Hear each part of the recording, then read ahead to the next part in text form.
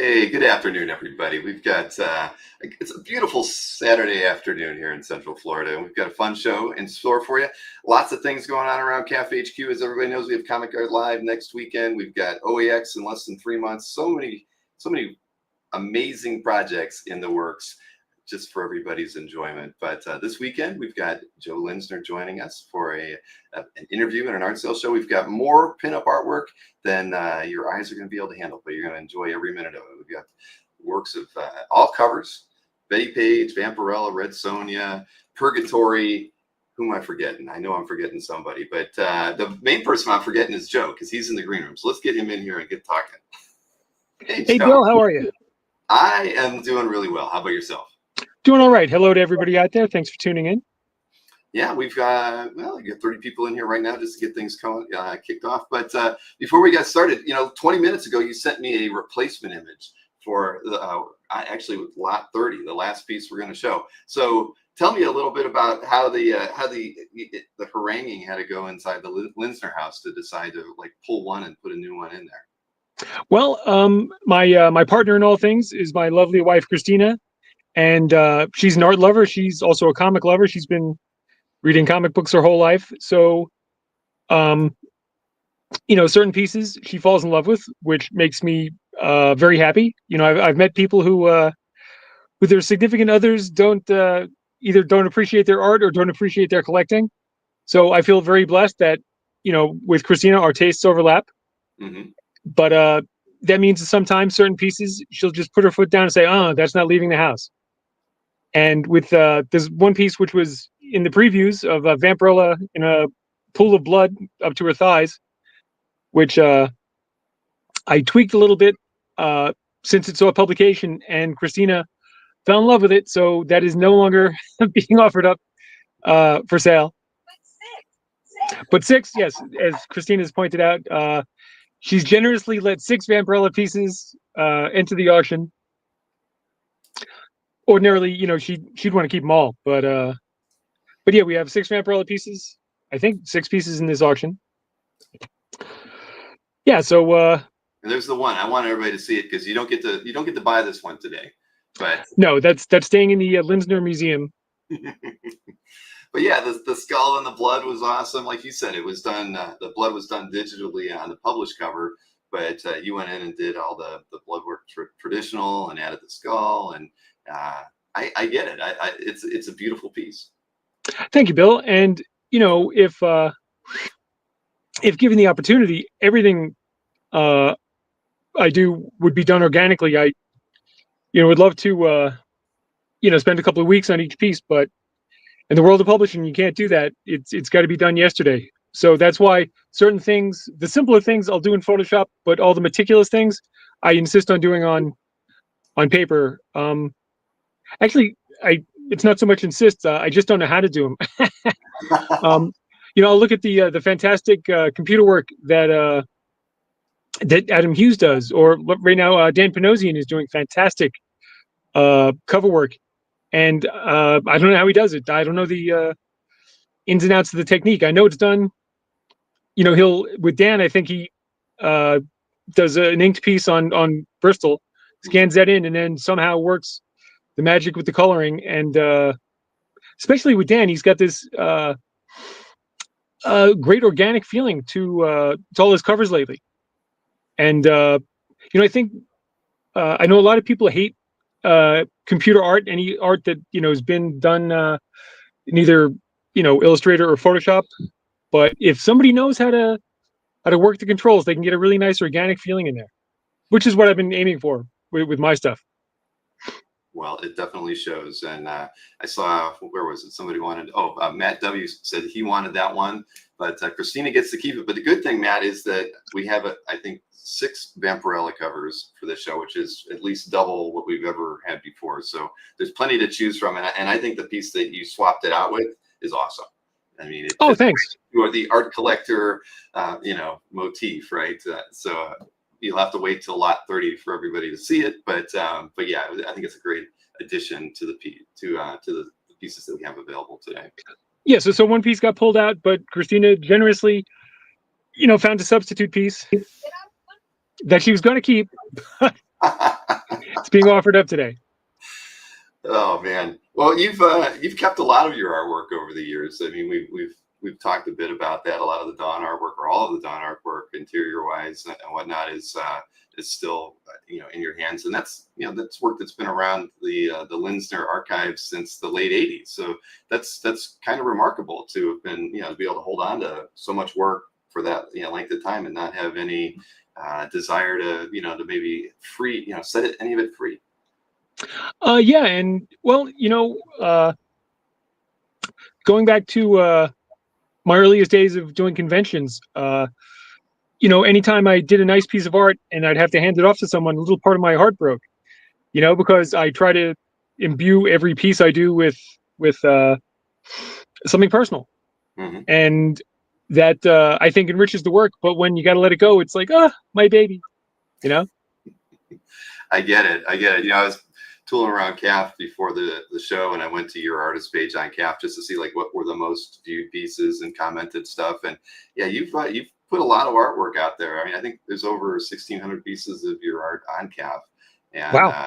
Which is remarkable given the fact that you've held on to so much. A lot of it is commission style work and things that you've done at shows, but that's where some of your best creativity, in my mind, comes out. Your humor and you're delivering what the fans asked for. That's cool, and actually, that warms my heart that some of the humor comes through, because one of my heroes, Mr. Frank Frazetta, he had a great sense of humor, and his sense of humor was so subtle in his pieces. A lot of people don't get it, or they don't realize that he was having fun with it. One of my favorite Frazetta's pieces is it was for I think a Warren magazine called Prehistoric World, and it's this big panoramic shot of cavemen holding a cave woman, and there's like petrodactyls or pterodactyls, I should say, and T-Rex is in the background, and this one pterodactyl is picking a caveman off the side of a cliff, and I swear to God, this T-Rex is laughing at it. He's like leaning forward, cracking up, and it's like, come on, that's not an accident. Frazetta found that scene funny, so yeah, I take that as inspiration, and I try to, without being goofy, I just try to slide little things in there here and there. Well, I'll be honest. I've never. Oh, look, I'm getting a pop up in there. I wanted to see. This is the one you're talking about, right? Yes, exactly that.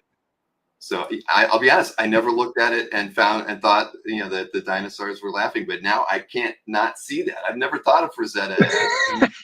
Yeah, that guy's cracking up.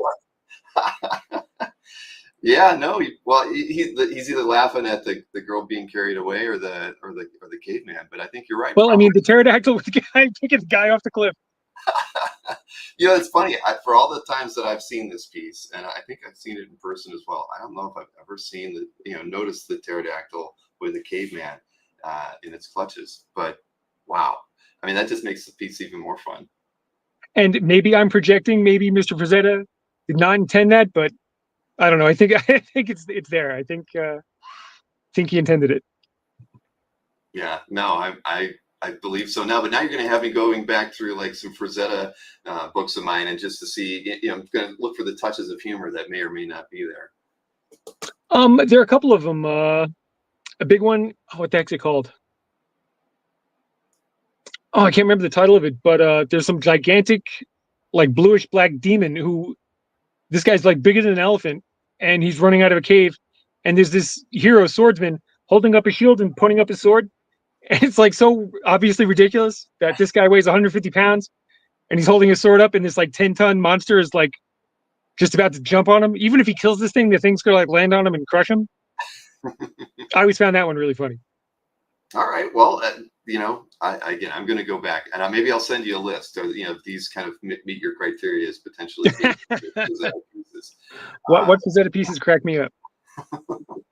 Well, but that's true though. But looking at your commission work and the work you do at shows, absolutely. I mean, I see the humor in there because I mean, how many times can you just draw just a nice beautiful pinup of somebody? You kind of add a little bit of fun to it here or there, whether it's a booty shot or it's it's just something that's a little extra cute, or it's a wink that you throw in there. I think that those little things add those humorous touches that, I mean, hey, at the end of the day, we kind of even expected from the covers. A lot of the images that we see, there's there's humorous aspects to it that I think just naturally come out. And maybe that's something that we're just kind of we expect to see in pinup artwork in a way. Even going back to the 50s, there was always humor, in pinup art one way or another, right? The girl's dress getting caught in the door as she's walking out of the dime or whatever. But it's just kind of part of it, I think. And no, you capture it all the time. Thank you, Bill. And looking at the subject matter, whether it be superheroes or pinups, there's something inherently ridiculous about both genres. And pinups, if they're done right, they can be ridiculous but still sexy. And same thing with superheroes, they can be ridiculous but still cool. I've said this before. Like, the stupidest story in the world has got to be Spider-Man. He gets bitten by a radioactive spider and he can suddenly crawl walls. That's the stupidest thing in the world. But if done properly, it's really cool. And you just have to, willing suspension of disbelief, just go with it, say, okay, fine, And when people try to iron out the ridiculous parts of superheroes, that bugs me, because, where does it stop? If Batman was a real guy, he would look like a SWAT guy. He wouldn't have ears. He wouldn't have a cape. He would look totally dull. He would try to downplay all the fantastic elements. But if you're going to do Batman, you got to have the ears, you got to have the cape, you got to have the mask. Just go with it. Okay, fine. Okay, Batman guy dressed like a bat, cool. Let's do it, Yes, exactly. I mean, well, you're right. I never really thought about that. I guess I've never done my own deep dives to analyze comics and what are the things that make us enjoy it. I mean, I guess I probably should, because you're basically explaining probably half the reason I love comics. The idea that throwing somebody in a costume just adds that extra bit of, it takes us just enough outside of reality to make it fun. Because if Batman was dressed like a SWAT guy, everything he'd be doing would be just ultra violent and probably unreadable, by 90% of the people who they're trying to appeal to. Throw him in a Batman suit, and my gosh, he's the talk of DC. Well, and God, when did they launch the Marvel Do the Ultimates? Was that the late 90s or early 2000s? Whichever it was. Yeah, very. But that seemed like an attempt to do a more sober look at superheroes. And so when they did Thor in the Ultimates, he had no cape, he had no helmet. But that took away the grandeur. It took away a lot of the silliness, but that's part of what I like about Thor. I mean, Jack Kirby's Thor, that cape was voluminous, it was gigantic. And him with the winged helmet, to me, that's operatic, and that's what I like about superheroes. They're big and grand, and either you go with it or you don't. Mm-hmm. Yeah, so true. I never was comfortable with the cap mask, right, which was more of a helmet with something covering his eyes or whatnot. It just never really felt like Captain America. The rest of the suit did, but yeah, it just there were just touches here or there at different times that just didn't feel right. You're right. So with Captain America, what do you think of his movie costumes? I don't know. I mean, it does harken back to the Ultimate line, right? I think that that Hitch, I think, really defined the look of those characters in the comics, and I think they carried that over into the movies, a great deal, just to kind of ground them in a bit more, like you said, a bit more reality. I mean, I don't know. I mean, at the end of the day, I still enjoyed it, right? Because it was the opportunity to kind of see the characters in a light that was that we could all sort of relate to, but still make them kind of extraordinary human beings or gods, I guess. But I don't know. I mean, it's kind of like when Grant Morrison and Frank Quitely took over X-Men, right? And then threw them all into leather, right? And chaps and stuff. And I was not a fan of the biker look for the superheroes. Right. Yeah. I mean, I think every new creator wants to kind of put their own spin on it, trying to change costumes and things. But sometimes going to that length makes it a little bit. I don't know. It doesn't feel right. I sort of liked it at first, and I go back and I look at it now, and it just seems so out of place. Well, I'm in love with most of the costumes that Marvel has been doing for the movies. Okay. I think Doctor Strange is a fantastic adaptation of his basic look. It has the same colors, the same basic silhouette, and if you see somebody do an exact literal translation of Doctor Strange, it sometimes looks a little silly the way his collar curls up on the sides and everything. But the way the way he looks in the movies. That to me is like that's what Doctor Strange would look like in the real world. And the same thing with Captain America. Mhm. And of course, Iron Man, looks amazing. Yeah, exactly. Well, but like you said, it's how they would look in the real world, and I think that anything different might not have worked well. I mean, you can do it in like the X-Men animated show. You can really kind of throw them into whatever spandex costumes that may seem unrealistic there. But if you got to have a guy walking around on screen in costume, it's got to be believable. And yeah, that's why I'm really curious to see how are they going to take the X-Men and put them into film, because I've seen, we've seen the other X-Men movies, but they really borrowed, they were in leather and everything. I mean, it just was not what we were expecting. I'm kind of hoping we're going to get a more, Dave Cockrum, John Byrne, classic uncanny X-Men treatment to the X-Men when they come in there. I mean, I want to see. We got to see Wolverine, but that was more of a modern Wolverine and Deadpool, right? As far as his costume, how are they going to treat him, in the other movies? Well, I was just going to bring up Wolverine. I loved the way he looked in the movie, Mm-hmm. in the yellow costume, complete with white eyes. Which even Alex Ross doesn't give Wolverine white eyes, but he's had white eyes in the comics, and the white eyes don't really make any sense literally. Why on earth? Like I thought with Batman, it would make sense if Batman had white contacts, because Batman wants to strike fear into criminals, and if some guy beat you up and then held you up to his face and he had white eyes, that would be kind of weird, in my opinion. Yeah. But with Wolverine, I thought his mask looked great. And throughout the course of the movie, how he eventually lost his sleeves, that made sense. That was perfect. Mm-hmm. Yeah, Yeah. I saw that. I'm glad I saw that on the big screen. That was a lot of fun. Same here. I wish I would have gone and saw it a second time. I have no idea if it's still playing or not, but I kept wanting to go back because I just thought there was just so much there that I probably missed in one seeing that I wanted to see Deadpool and Wolverine one last time on the screen. But it's probably not meant to be. So do you have you gone out and seen Venom? I haven't seen that yet. I have not. Actually, I'm very behind the times with superhero movies. I haven't seen any of the Venom movies. What have I seen? I've been watching The Penguin, which I'm really loving. Have you been watching that on HBO? I have been holding off. I'm waiting for it to be over so I can just binge watch it. I hate like having to wait a week for the next episode. But obviously the imagery is fantastic. I can't wait to see it. And I just can't wait for them to be over, the series to be over, so I can watch the whole thing. I think tomorrow night is the final episode, and I actually enjoy that more than the Batman movie, mm-hmm. which I liked a lot of the Batman movie, but I think they went overboard with the darkness. Like almost half the movie, I couldn't tell what was going on. Which darkness is cool and everything, but you have to be able to interpret what's on screen. And maybe I just, maybe my theater didn't calibrate things properly. I don't know, but yeah, the Penguin has none of that, over darkness. It filmed beautifully. The storyline is great. Colin Farrell deserves many awards for his performance. He's amazing. Mm-hmm. So yeah, that gets 2 thumbs up for me. Well, if it's over soon, then that means I'm going to be able to watch it. That's great. I don't pay close enough attention. I mean, I haven't watched like the new Lord of the Rings on Amazon, and what was the other series? The Game of Thrones over on HBO as well, because I wanted to wait till they were done, and I think those have been done for a month or more, and I still haven't gone back and watched them, but they're on my list. But Penguin, definitely. I mean, every time I load up Max.com, that's like the first ad I see. So it's baiting me to go watch it. So anyway, I'm ready for it. I'm glad to hear that you think it's awesome too.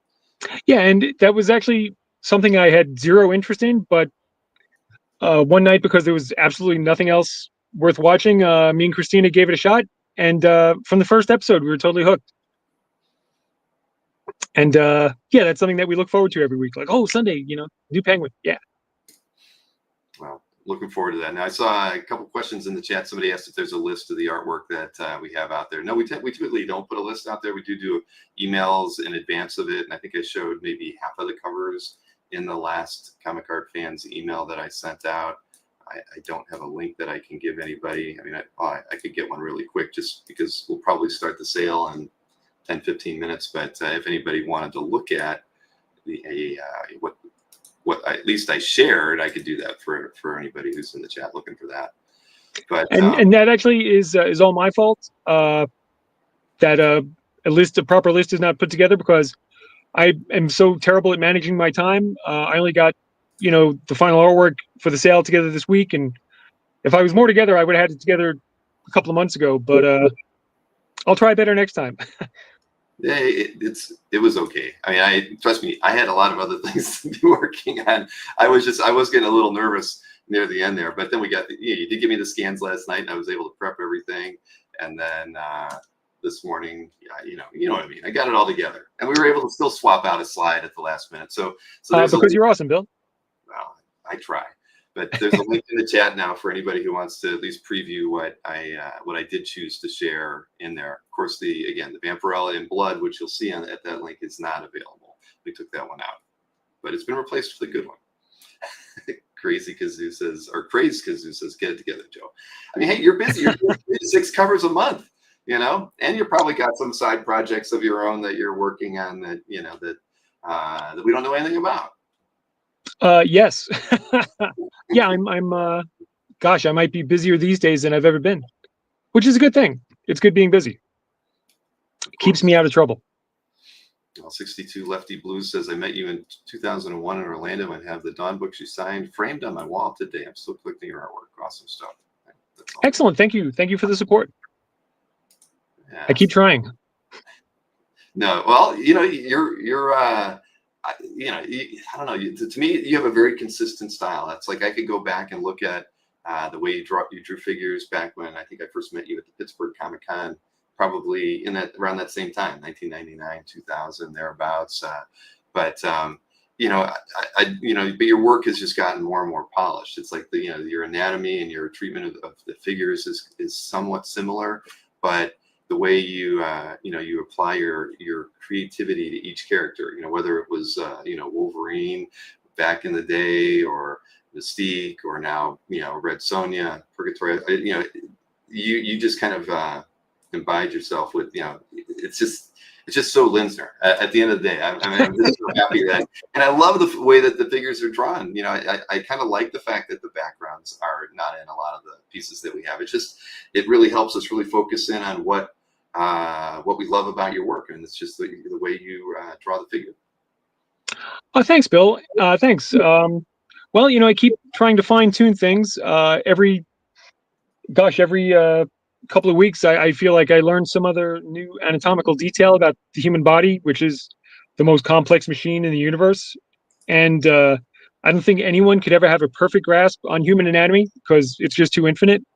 But I keep learning little things, and I'll look at older pieces and say, "Oh my God, that's not how a collarbone goes," or kneecaps or whatever. I know I've had trouble with kneecaps. Many people have pointed this out to me, but I keep trying to get my kneecaps drawn better. I know in the early days, in the Cry for Dawn days, Dawn would often wear thigh-high boots, which would cover up her kneecaps, and I realized that was cowardly at a certain point. It's like, no, I gotta man up, gotta learn how to draw kneecaps. I can't keep covering them up. I had no idea. I've never seen. I guess I haven't been on the chat boards where people are talking about how poorly you're drawing kneecaps. I mean, I'm just kind of scrolling through some of the artwork today, and all your kneecaps look perfect to me. So Thank you, Bill. You definitely don't have any boots covering them, and well, Barbarella, she kind of has a full body outfit, so I guess that covered. But it's so skin tight, you can see every aspect. Yeah, it's like spray on clothes, hides nothing. Goose says, who's looking at their knees anyway? Right. I get Oh man. But let's see. So where did I want to go from here?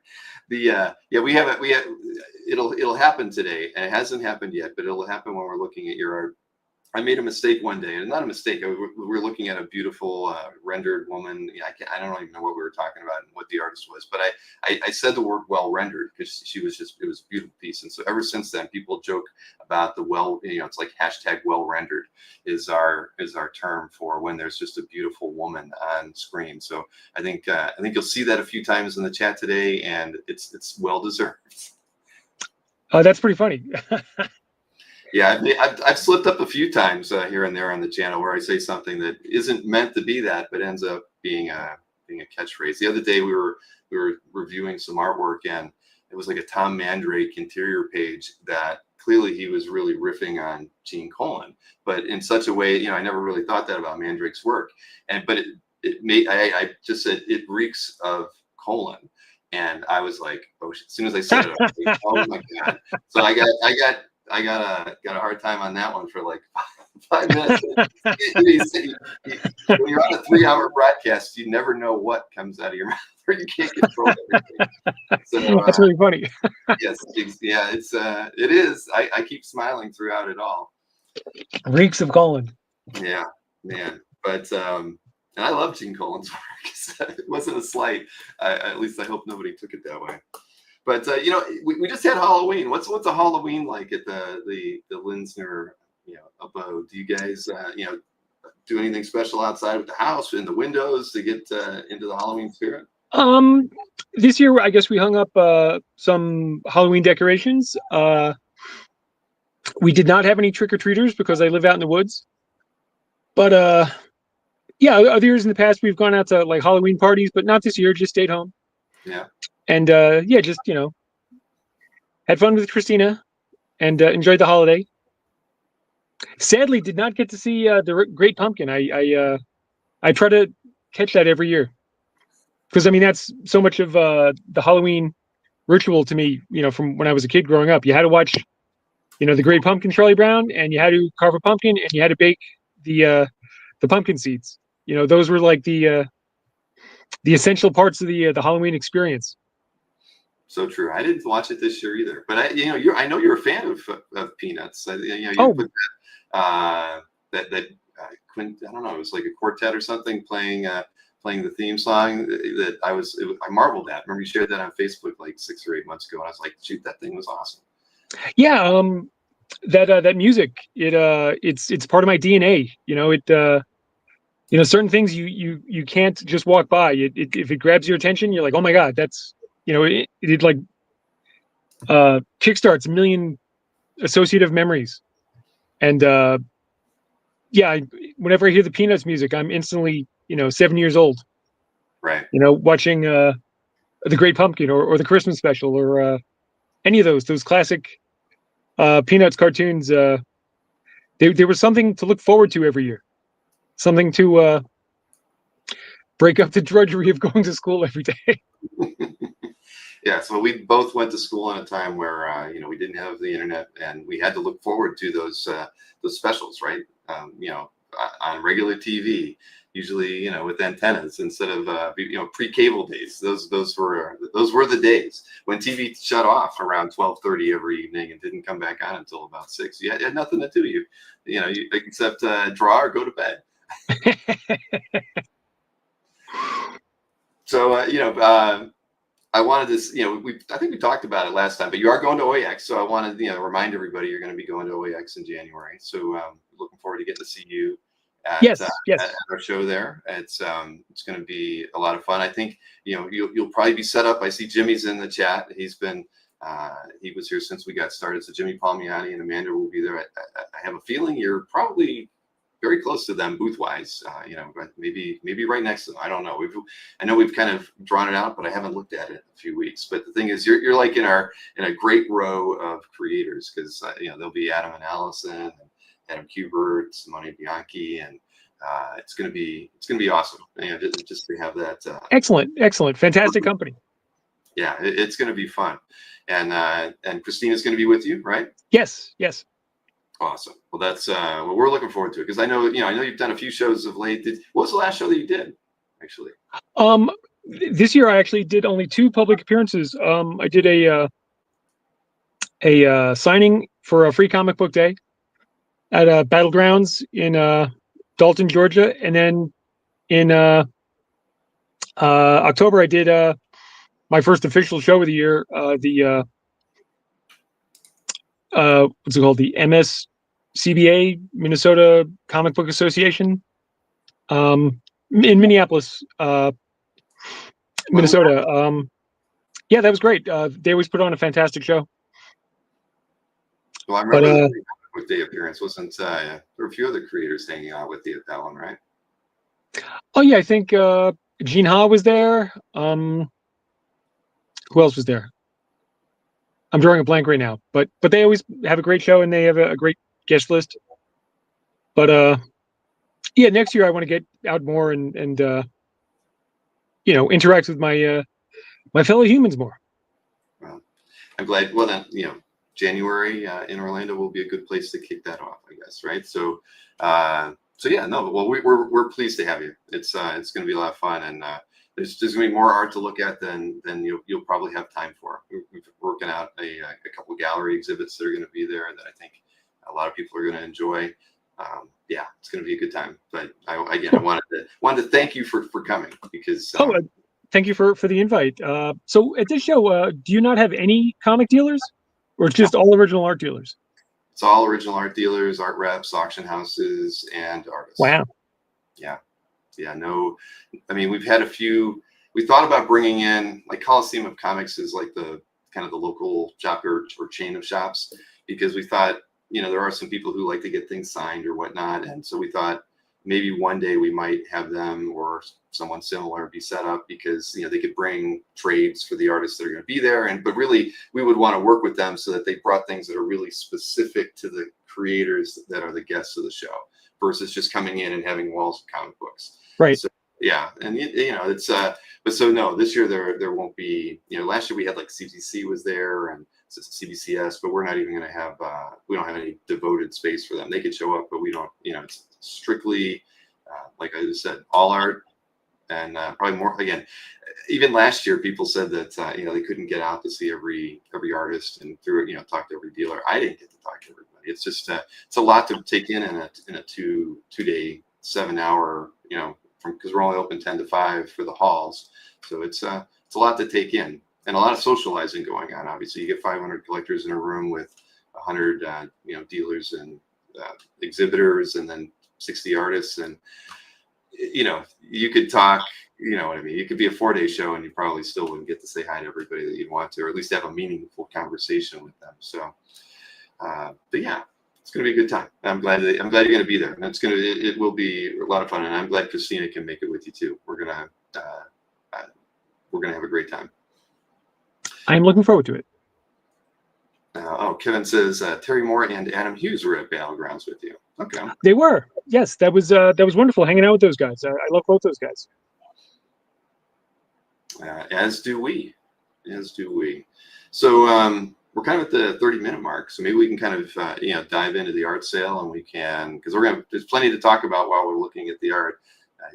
I would imagine. I mean, one thing I'd want to remind everybody right now is, if you're watching on YouTube, and I imagine most people are, click the live button that's directly at the bottom of the screen underneath my name.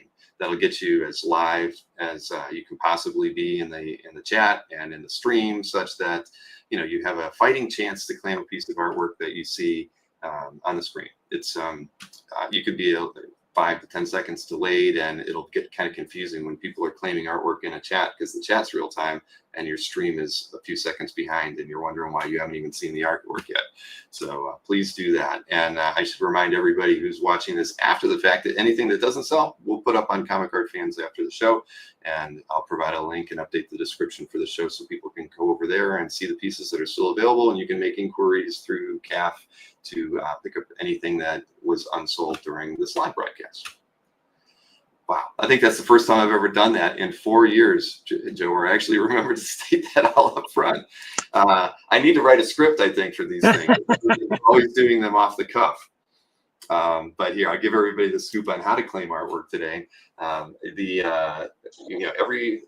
piece of the 30 that we're showing today, they're numbered 1 through 30. There's a lot number on each piece. When you see a piece of artwork you want to claim, just type claim and the lot number in the chat. Because we have 30 pieces today, all by Joe, we understand, you may want to end up waiting till you see the majority of the pieces before you make any claims, because there's a lot of artwork to look at. So you can claim artwork at any time after we've shown it. So, keep that in mind, but always put the lot number beside the word claim so we know which piece you're talking about. Even if it's the one on the screen, we'd still rather have you put the lot number on there. We do expect payment within, 48 hours. We prefer payments via Zelle or Venmo. I mean, I'll even take a personal check in the mail if you put it in the mail on Mondays, just so we can avoid fees. If we need to go the PayPal route, we do charge 4% for U.S. orders and 5.5% for international. So we prefer to avoid that, but we're always willing to work with you, and then I'd say, depending on what you buy, we could even give you maybe a 45, day payment plan if you need something like that. At the end of the day, Joe and I want to get the artwork in your hands. So that's our end goal, and we want to make everybody happy. And we always try to be as accommodating as possible. The artwork is currently with Joe. What we typically do is after the show, Joe ships me the artworks that have sold, and then I turn around and pack them up in Masonite and ship them out. So the shipping that we charge is $30 domestic, $65 international, and usually I have the art from Joe. Well, typically what we do is once I've posted the artwork on Comic Art Fans, we give everybody 4 or 5 days to take a look at it there, and because typically we have extra sales after the show. So Joe will usually have these things in the mail to me within a week after today. So sometime around next Saturday, and then I have it within 10 days after the show, and then we're mailing them. So that's kind of how we handle the shows around here. Neil wants to know if you take blood, souls, or other forms of visceral payment. Probably not. Well, it depends on the soul. Good answer. Not every soul is of equal value. So true. And if they were, then there would be nothing special about the devil's bargain. So if the devil offers to buy your soul, take it as a compliment. That means you're special. All right. I'll keep that in mind if I ever run into the devil. But so I have to let everybody know, I didn't really follow like a low to high order in terms of prices because I got stuff from Joe. I just followed everything basically alphabetical. So it sort of keeps everything in line. So you can figure the Barbarella pieces are kind of at the front end, the Vampirella pieces are at the tail end, and there's Purgatory, Red Sonja, and a few other IPs, scattered within here, Bettie Page, for instance. So that's kind of how the ordering of all this goes. So the prices will fluctuate up and down as we go through this, but that's the logic or lack of logic that I employed when I put together this set. Sounds good to me.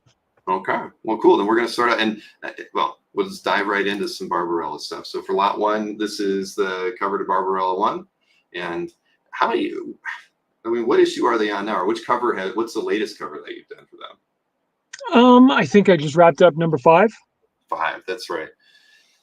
So, but with Barbarella, they tried to get a really nice advanced window on getting the covers going before starting to put the book out into the world. So I think this cover I actually did at least a year ago, maybe a little more than a year ago. Yeah, I feel like I know that when I've done some research for your work, I've seen this one before. Goose says, check out our kneecaps. Exactly. There's going to be better views of our kneecaps as we go along. But this is a great example of, we've talked about it before with your work, how you treat the cover from the traditional side. And you can see, well, it's kind of small, how the finished published version of the cover ended up looking with the backgrounds being done digitally. Yeah, I had a lot of fun with this cover. Most of the stuff I do is more towards the fantasy side with, swords and armor. So getting to play with, some science fiction elements. I love drawing the spaceships, and I loved drawing little space guy out there. Yes, we're going to see a few space guys and space aliens on the sets today. I saw a question from Black Bull Investor said, would you consider 2 pieces for 3-month payment plan? Black Bull, depending on what you pick up, we are always willing to work with you on the payments. At the end of the day, like I said, we do want you to get the pieces that you like. And if if you bought a couple pieces and you needed 90 days, we can make it work. So, but yeah, that's, and just so you know, Joe's nodding. I can see him, so he's in agreement with me. I'm not talking out of turn. Yes. All right. So, and Orlando, you're right.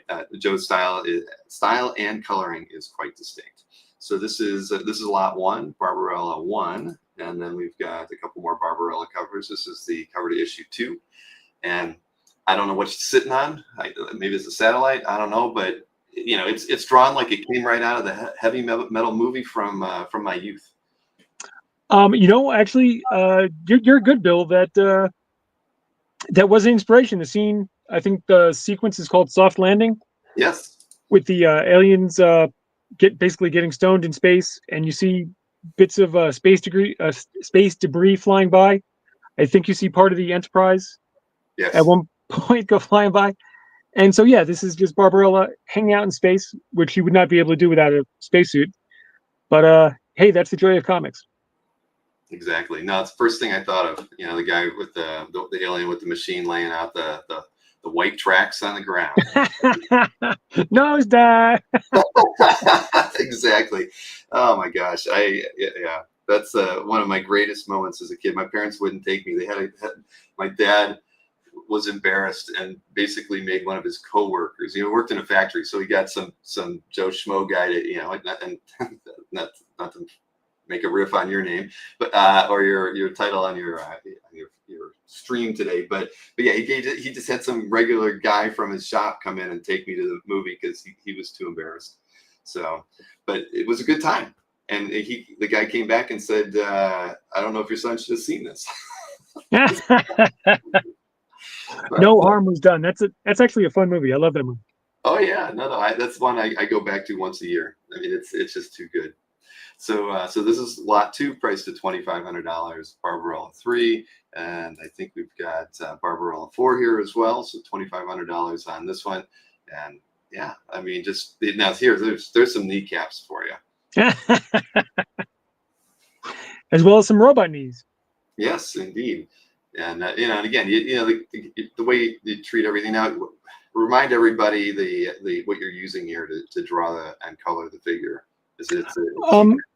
Everything on the original piece of Bristol board is done with a combination of alcohol-based markers, which is either Prismacolor or Copic.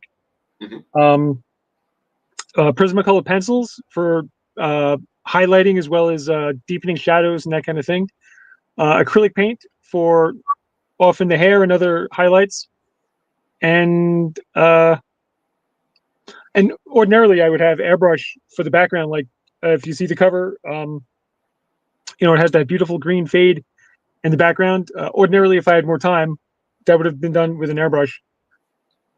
But through the glory of technology, I'm able to do more covers and the parts of the painting process I really hate. I really hate cutting frisket, which is what you have to do when you airbrush something. It's basically clear film that you put down on a piece of artwork, and you basically cut out a mask for the areas that you don't want to airbrush. So you're able to, paint in the background, and then when you're all done with that, you peel off the frisket. And I hate doing that. I've always hated doing that. Always hated cutting frisket. So thank God I, been able to cut that out of the process. I get it, and it keeps your workspace probably a little bit cleaner too if you're not having to airbrush. But and my lungs too. And so true, so true. Yeah, back in the day, but I did a little. I know what it's like. Yeah, when I do use my airbrush, I have a nice big ventilator mask that I wear, and it doesn't matter. I always sneeze blue for like at least a day. No. Oh man, I'm sorry to hear that. Well, let's go. Goes with the territory. Part of the job. This one I couldn't find a published example of, and I think it's because it's so new. This is the cover to number 5. That's why I asked you when we got started if it was true that number 5 was the one that's coming out soon, right? Yeah, this one I literally just finished this up last week. Oh, great. So I guess I should have sent along what it looks like with the background in there, but actually I really love the way she came out in this one. Same. She's got she's well rendered. I'll just say it right there. But I love that when you get the time to put that kind of detail into the backgrounds too. I mean, whatever that machinery is. I mean, I see a little bit of Kirby. I see some aliens influence in here. I see a lot of different stuff. It's beautiful. Thank you, Bill. That I was definitely channeling some kind of alien Geiger plus Kirby. My editor actually totally saw it as a Mayan head, which that ties into Jack Kirby's Eternals. You put all that Mayan and Aztec stuff in there. Mm-hmm. So yeah, my influences were very much on my sleeves this time. Well, there's nothing wrong with that. You should wear them proudly, because I mean, shoot, this is it's fantastic. I wouldn't mind seeing a whole page of just machinery out of you, Joe. That would be fine. I think it'd be pretty cool. I mean, you've got you just got the touch for this stuff, man. It's great. And Jimmy said he would love to see you draw little Annie Fanny from Kurtzman, of course, one day. That's have you ever drawn little Annie? Has anybody gone up to you at a show and said, "Can you draw a little Annie Fanny for me?" I have a couple of times, and I love little Annie Fanny. Will Elder is one of my heroes. And just earlier this year, I actually did a commission for somebody. There's a great little Annie Fanny episode from, I don't know, like 1966, I believe. I think they were tying into the Batman craze. And little Annie Fanny goes home with this guy who's a complete comic book nut, and he dresses like Captain America, and she dresses like Wonder Woman. And they, jump around, and her clothes come off, of course. But yeah, this guy wanted me to draw her in the Wonder Woman outfit, which I did, and I should send that to Jimmy. You should. I'm wondering if it's on CAF. I might have missed that. I'm going to make a note to do a few searches here after the show. But thank you, Jimmy, for that image. So moving from Barbarella, we're going to check out some Bettie Page pieces now. So this is nice, and it kind of shows a different treatment on the published piece versus, for the background versus what you drew on the original here. So this is from issue 2. It's the A cover for it, priced at $2,300, but just beautiful, man. I mean, again, the lighting on it is fantastic, and it's gorgeous. This could be a Valentine's Day card. I would stand behind that. Thank you, Bill. Yeah, I always have fun with Bettie Page, and each girl that I draw has. I try to bring out different aspects of their character, because I think women could be sexy and beautiful in a million different ways. So, like, say with Barbarella, she has a slightly different physique than Vampirella or Dawn. She has a very different physique from Red Sonja. And Bettie Page also has a very different physique than the other girls. So yeah, with Bettie Page, I always try to capture some of her personality, which she was like a good model can project their personality. And Bettie Page, she was not the most beautiful woman in the world, but she was a fantastic model. The way she connected with the camera and was able to project. I mean, there's a reason why 60, 70 years later, people are still talking about her. Mm-hmm. No, so true. Well, you captured her perfectly with this one. So this one's $2,300, lot number 5. We got a couple other ones here to look at too. This is Bettie Page Alien Agenda issue 1, and it's priced at $2,000. And it's very similar to Red Sonja's outfit, I guess, right? I mean, similarities. Yeah, I guess so. The scale. Yeah. Although with this, I was thinking more mermaid, fish scales. No, that's true. Yeah. Yes, the clamshell around her waist is very. Yeah, the universal sign for mermaids. So how does that? So of course, this is an Alien Agenda book. So I don't see any aliens on this one. So what was the storyline or the direction you got for drawing Bettie on this one? The story jumped around in time, and so there was one cover which had an Egyptian motif. There was another cover that had an Aztec motif. There was one Greco-Roman motif, and I think this is number 1. And for whatever reason, it had a mermaid motif. And I think on the very last cover, she directly confronts the aliens. And so the last cover, she has like a UFO over her head. And, with so many of the covers I do for Dynamite, they need the cover before the comic book is actually done. So I'd say 95% of the time, they literally have no other content to show me. Mm-hmm. So they'll just give me, a starting point. And the starting point on that cover was, do something mermaid-like. Okay.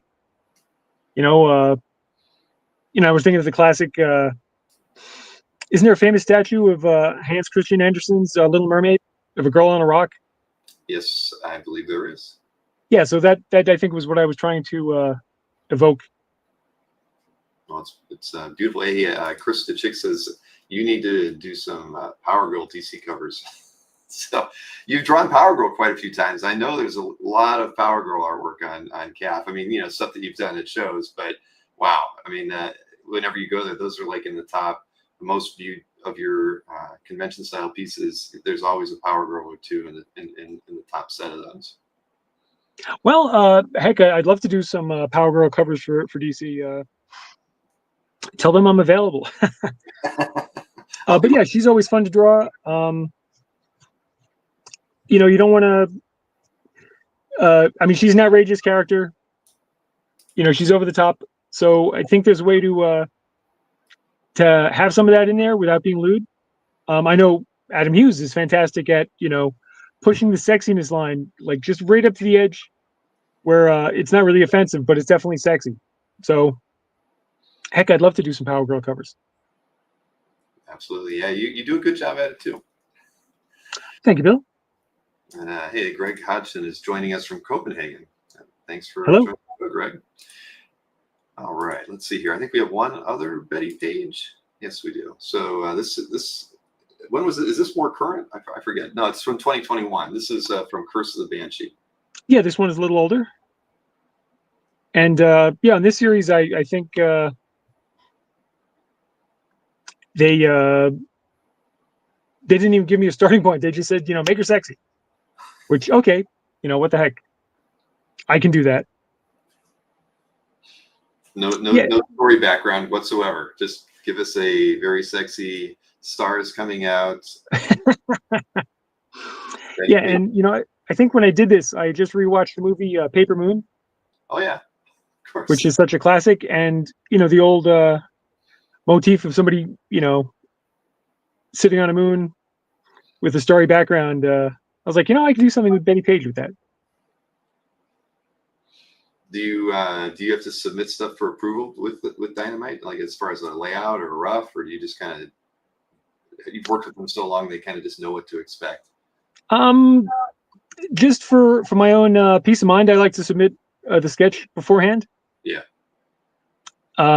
They would probably just trust me to shoot from the hip, but yeah, actually I respect the hierarchy of working with an editor, and since a lot of their books are licensed, it does have to go through an approval process. Mm-hmm. Like, for example, with when I did some Elvira covers, everything had to be approved by the Elvira people, and here and there I was actually asked to make a couple of changes. So the sooner I know whatever the parameters are, whatever might raise a red flag, I want to know these things. But lucky the Bettie Page people have been very cool. They haven't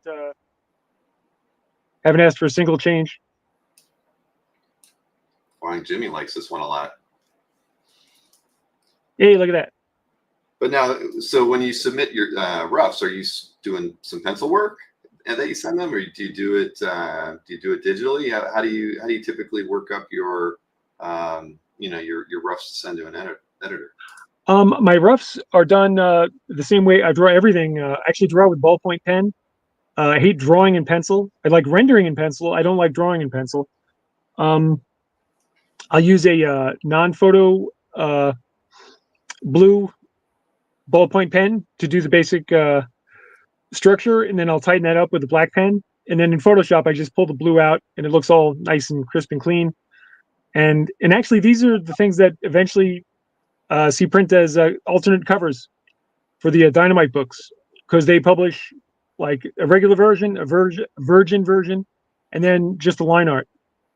And with a lot of the other guys, their line art will be what's inked. And for me, since I don't have an inking phase, it'll just be the ballpoint pen sketch, all cleaned up and looking more presentable. But yeah, that's how I do the sketches.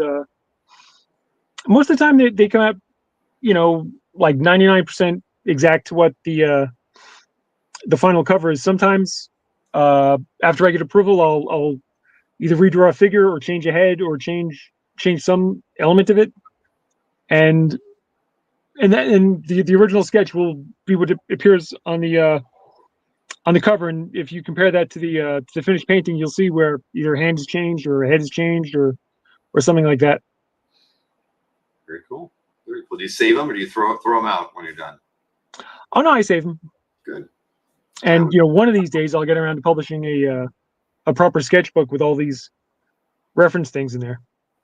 Although what I want to do for my next art book, I want to follow the example of Michael Whalen. He put out a really fantastic art book where on the left facing page he had all his preliminary stuff, and then on the right facing page he had the finished painting. Mm-hmm. And I love that. And he had like a little write-up on the left side saying, oh, for this cover I was asked blah blah blah. And I like seeing that peel back of the process, seeing the almost like the demo tapes, seeing the artist at work, seeing how things come together. Oh, so we, as art collectors, we love seeing the notes in the margins, and if we can, we like to own the prelims that go with them too, just because it's all part of the process. I think there are a lot of collectors who like to see all that. I mean, I'd like, I think you should do it. I'd be happy to see a whole, like you said, a whole sketchbook of just how the process pieces, just because it's the stuff that intrigues us a lot. I mean, we're all creative, in one way or another. So kind of getting an inside look at, how things are made. And like you said, your process is unique because you don't really have, there's no ink work that's really done on your pieces at all. So it goes from this ballpoint pen phase to a pencil on board and then all the different medias that you apply to it to get to that point. So yeah, getting to see the first iteration of it would be cool. Yeah. And my brain, I've become part cyborg because the computer is part of my process now. What I do is I'll do my sketch, I'll scan it in, and then I'll clean that up in Photoshop, and I'll either make things bigger or smaller. I'll fine tune the layout, the composition in Photoshop, and then I'll print that out, and then I'll lightbox that onto a nice clean piece of Bristol. And whenever I have to draw at a convention, the old-fashioned way, it's like, I got to roll up my sleeves and actually draw on a pencil so I can erase it. Where's my computer? I need my computer. Right. I get it. So, Jimmy, thank you for picking that up. Somebody suggested Jimmy was buying that for Amanda, but he let everybody know that he bought it for himself. So, thank you, Jimmy. All right, let's. We're moving on from Vampirella, Bettie Page, and we're moving on to. I think we've seen this one before. I know it's been out there. We've had it once. I think maybe the last show or a show before that. But this is from Frank Frazetta's Dawn Attack.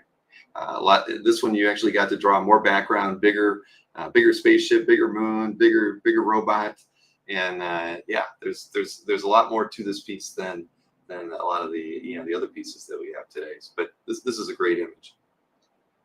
Yeah, there was a Frazetta painting, I think, done for an L. Ron Hubbard book with these characters on it, and they somehow turned that into a comic series. And that's very much a Frazetta robot, as well as the spaceship. It's actually his design sense was really cool because he had almost it's almost like two different schools of design. There's the old, 1940s, 1950s, kind of Buck Rogers thing, but he would modernize it in certain ways. Yeah, and it was fun getting to play with Frazetta's. Like he's my hero, so it's like I've done a handful of covers for different Frazetta comic books, and whenever I get that opportunity, it's like, okay, get to play in Frazetta land. Let's go. I'm there. Right, you're not going to turn that opportunity down. No, and I could never out Frazetta. So, I don't even try to imitate his style. I just like, okay, let me take his elements and just, do my own thing. Mm-hmm. Well, and here and there, people have told me they can see the Frazetta in it, which makes me happy.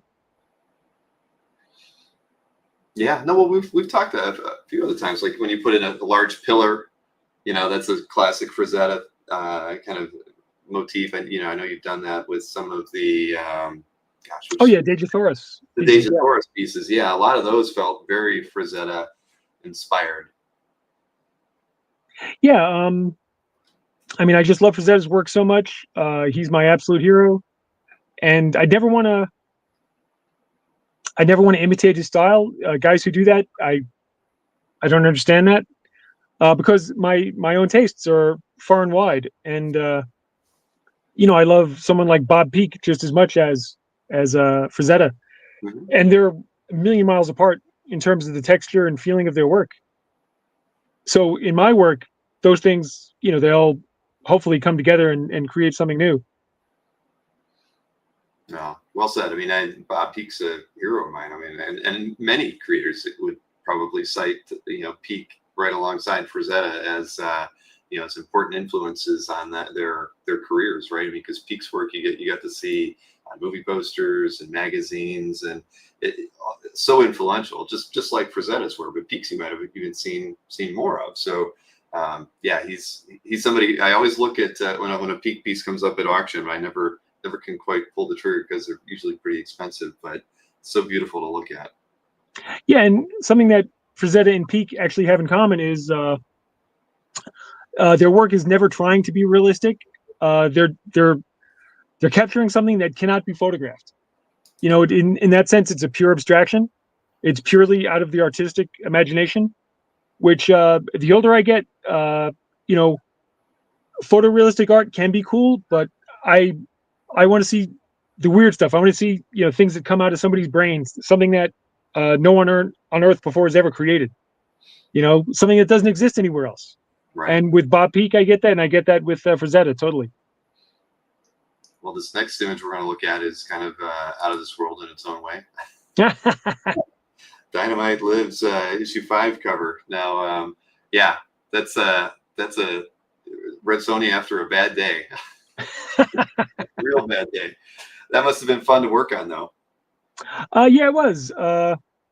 Zombies are always fun. Mm-hmm. And yeah, I if you look at the original cover there, for whatever reason, Vampirella was bald, but on the original, I had to add her hair. I'm not a fan of bald Vampirella. Yeah, nor are we. I would say to a person here watching the show today. But so you did draw her bald first, though, right? And then yes, because that's what the storyline had, and so the original cover, she's bald. But when I got the original, I was going to say when I got the original back, the original never left my studio. But when I had the opportunity, I was like, I got to put her hair on. Vampy needs a wig. She does, yeah. But yeah, Red Sonja has never looked so bad. She had a bad day. Yeah, she really did. But no, it's an awesome image. I'm sure the story was fun. And I don't know, I just had to laugh with Vampirella holding that in her hand. But this is something. So this one's $2,500, lot number 9, and the first of many Vampirellas. But all the rest of the Vampirellas will be at the tail end of the show. I think the 5 or so that we have, there'll be lots like 26 through 30. So this is our first one with her on it. Then lot 10 has Hell Sonja, of course, and I have the published cover up there as well. This is from issue 3. And yeah, I mean, who doesn't like a head on a spike or a pike? I guess. Well, this is more of a spike than a pike, I guess. But good stuff here. And again, you had to like kind of twist things around with the flesh color on this one because it needed to fit the Hell Sonja motif, and she's very ashen. Yeah, Hell Sonja has a kind of like a burnt charcoal feel to her skin. Mm-hmm. And I actually think Red Sonja, has a dark demonic side. So doing these covers was a lot of fun. And people have asked if one of those pikes is actually going up inside her. No, it is not. If I had a chance to do this cover again, I would make that more clear that she's not sitting directly on one of the spikes. I didn't see that. I mean, I did not see that at all. But yeah, well, but Erlander picked this one up. Erlander, we appreciate that. This is a great one. But Very yeah, nice. but still going back to that, yeah, it's. I was gonna say it's probably tough to do it in like an ashen skin tone, but the piece we were just looking at, you had Red Sonja in a grotesque rotting green, schema. So you're pretty good at taking the human form and applying a different color to it. Well, these are the challenges that make pieces interesting. Like I just did a cover for Dynamite. They're doing another Savage Tales series, and it has Red Sonja, Deja and Vampirella all on the same cover. And I was like, okay, here's a great opportunity to do 3 very distinctly different skin tones. Mm-hmm. And Red Sonja has more of a normal neutral skin tone. Vampirella is super pale because she's a vampire. And then Deja she has red skin because she's from Mars. So she's got, she looks very either Arabic or Native American almost with her skin tone. And I'm actually very proud of that cover. I think I pulled it off. You definitely did. And Chris the Chick wanted to know if the heads are based on real people at all. I've done that before. I've done that in the past, but not this time. I did a cover for a Snake Plissken comic book. And in the background, there are a couple of heads on spikes. And one of the heads, I actually tried to draw John Carpenter. One of the heads, I actually did Mad Max. Because years ago, I had written an interview with Kurt Russell where he said he would love to see a team up with Mad Max and Snake Plissken. He thought that would be a great movie. Which, heck, I would have paid for that. Heck yeah. Somebody better be writing that right now. Oh, man. We have no Tiger pieces today, Richard Rogers. I saw you ask if there was anything like that. And Margaret did mention she'd love to see you draw some Legion characters one day. She's a big Legion art collector. So I've drawn a couple of Legionnaires, yeah. I would have to believe you have at a show or two. Let's see here. This is a Red Sonja piece, and then we're going to move on to something else after this, but this is from Immortal Red Sonja, issue 5. And the aftermath of a little bit of a struggle here, but clearly Red Sonja is in perfect health. The thing I love about, she just glows, man. I know you have that even, you put the color kind of outline around the figure, but even without that, she feels golden. She's glowing, and the outline around her just makes it pop and accentuate that feeling all the more. Well, thank you, Bill. This on pieces like this, I've been trying to do new things with the lighting, mm-hmm. and that golden glow on Red Sonja. I was thinking of Magic Hour. That perfect time of day where everything is kind of golden. Yeah, everything is kind of golden except the rest of that gentleman's life. But perfect though, man. He's entering the shadows. Yes, he is. But no, this is fantastic. And on this one you didn't do it. A lot of the other ones you can maybe put a little hint of a city or some kind of background on it. The color piece, the published piece. The flat tone just works fine because again, it helps you really focus in on the two characters without any distraction. So I think it works really well. Thanks, and that to me that's Frazetta all the way, because Frazetta has so many pieces where the whole focus of the piece is on the figure, and the background is completely an afterthought. And Frazetta was famously lazy. He said 99% of the time he'd rather be out playing stickball than painting. And on the one hand, it's like, yeah, okay, I can see where he's being lazy, but his paintings have a very theatrical spotlight effect where your eye instantly goes zoom right to the center, right to the focus, and the sparse background is part of that. Mm-hmm. And with Frazetta's pieces, I always think of a spotlight on a stage. The whole rest of the stage might have a slight illumination, but if the spotlight is on the lead singer, boom, that's where your focus goes. And that's the power and the majesty of Frazetta. You know, his ability to control the viewer's eye. Did you ever go to the Frazetta Museum? A couple of times. I've made the pilgrimage, and yeah, the first time I went there was a religious experience. You know, being able to see those things in person. And yeah, I'm actually due for another visit. I haven't been in a while.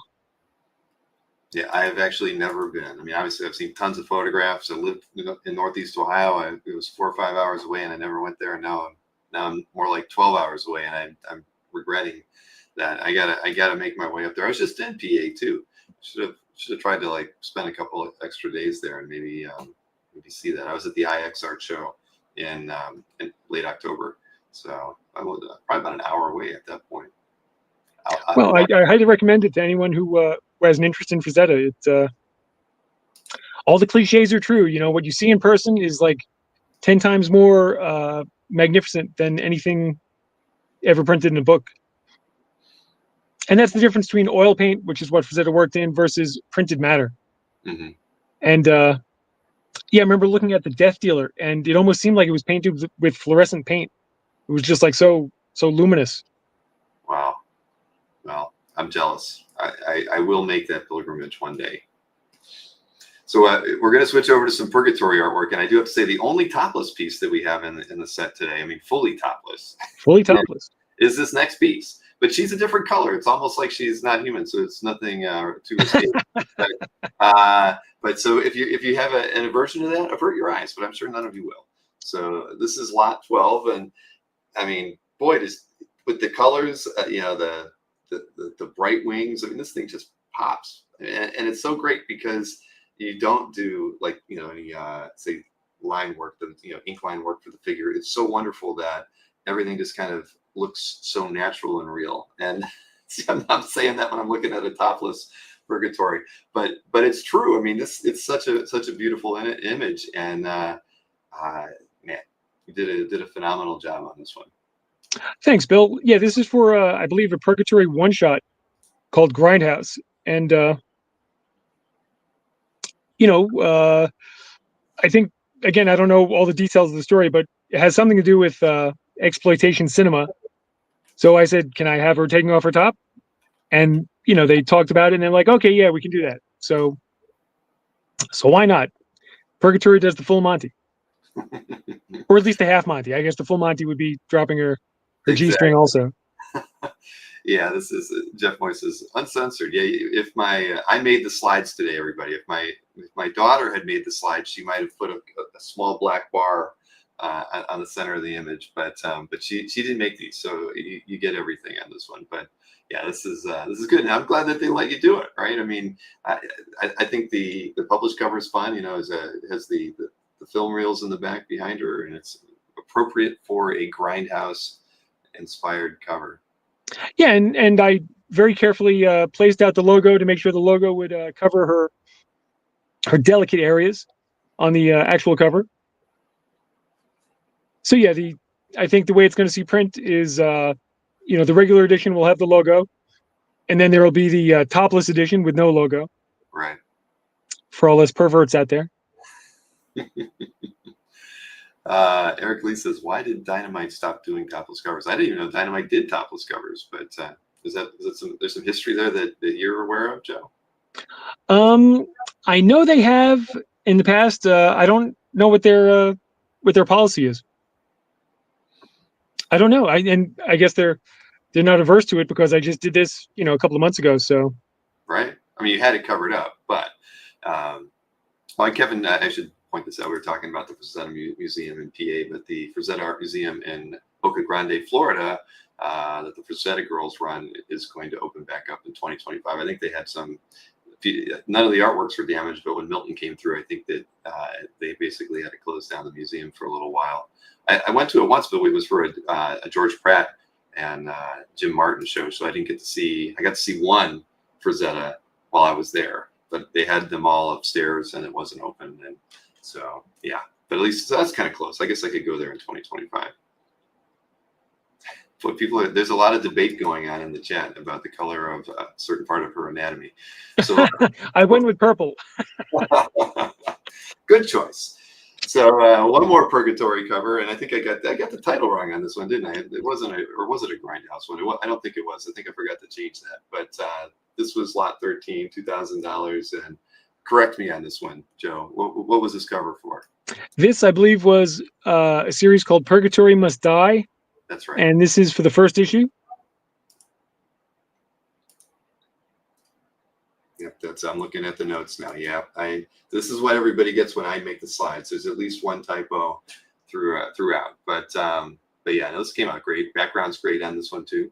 So do you do anything with the type, or do they do it? Because you said you placed on the Grindhouse cover, you actually positioned it so it would cover up her naughty bits. Do you have any influence over that? Yeah, as much as possible. Whenever I do a cover, I have a clear set idea of where I want the type to go and where the logo should go. It drives me nuts when I either see type or a logo put in the wrong spot. So if I have a chance to actually put together a layout, I will. And yeah, if a cover's supposed to have text on it, that's just as important as the figures. So I like to have everything in balance. Mm-hmm. Good. Well, I'm glad you have some influence over that. But yeah, this came out beautiful. And, yeah, thanks. And Marcus did point out, but it's her costume, Marcus. It is covering her knees, but that's just you can't break a character's natural costume design. So I don't think Joe was taking a shortcut here. Oh no, and I had no influence on Purgatory's costume. That was established before I got there. Mm-hmm. All right. Well, this is the last Purgatory piece I think we've got. We're going to be moving into some Red Sonja covers. And Krista Chick says he misses comic covers with dialogue. Yeah, well, it's that's true. I mean, you think about it. They don't do that too often anymore, do they? No. And when I was doing covers for Conan for Dark Horse, I had this great sketch. They were very happy with my covers at a certain point. Mm-hmm. And they said, "Oh, Joe, do whatever you want." And I was like, "Well, how gory can I get?" And they said, "Oh, get as gory as you want. You don't get sexual and don't have any, naked women in there, but go as crazy as you want with the gore." So I did this sketch of Conan completely beat to hell, bloody like you wouldn't believe. And behind him, there's just this like pulp of a human being. And Conan's like holding his head and he says to the camera, "You should see the other guy." And I love that sketch and I wanted to do it. And they're like, no, we can't do that. I'm like, oh, come on. You just told me I could do whatever I want. Right. So you have the perfect idea and then you can't do it. Yeah. And I like and he's got a wine bottle in one hand and he's like bleeding from his head. But as bad as he looked, the guy behind him is just as like he's been run over, just this mess of a body. Yeah. I think you got to see, well, clearly you haven't forgotten about it. I mean, keep that one for you somewhere down the road because someone's going to want that. I thought about resurrecting it for a Red Sonja cover, but I really don't want to draw a girl all beat up like that. Yeah, that's true. Like I did one Red Sonja cover where she's holding her gut and she's got blood all over her. But yeah, as bloody as Conan was, I wouldn't want to draw a Red Sonja that beat up. Mm-hmm. All right, we'll talk. Speaking of Red Sonja, we're going to switch over to her right here with lot 14. This is from issue 12, and it's cover C, priced at $2,500. You get 4 extra figures in the background on this one. Now, are they with her or against her?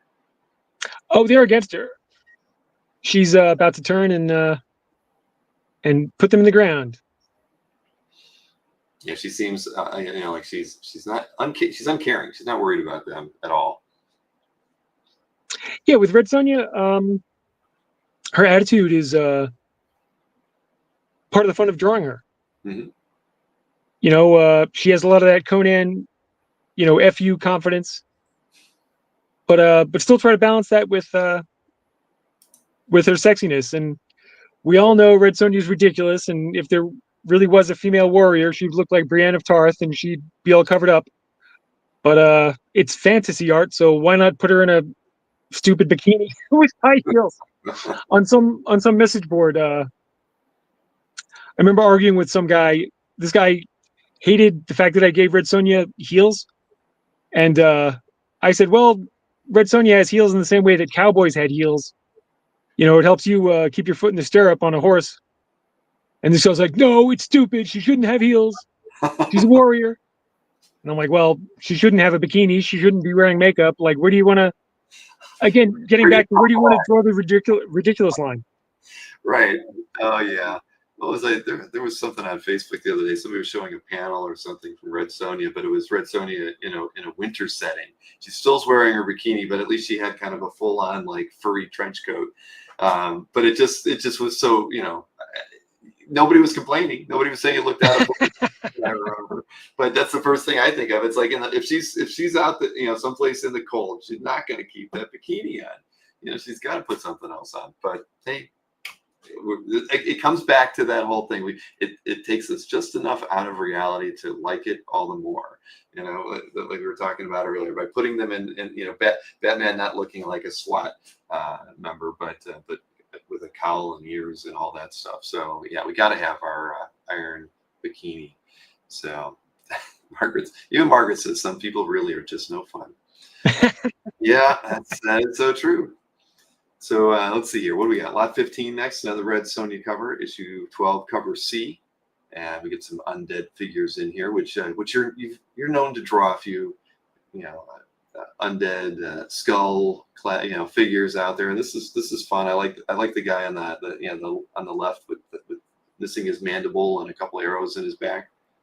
Oh yeah, dead guys are fun. I started off drawing horror comics, so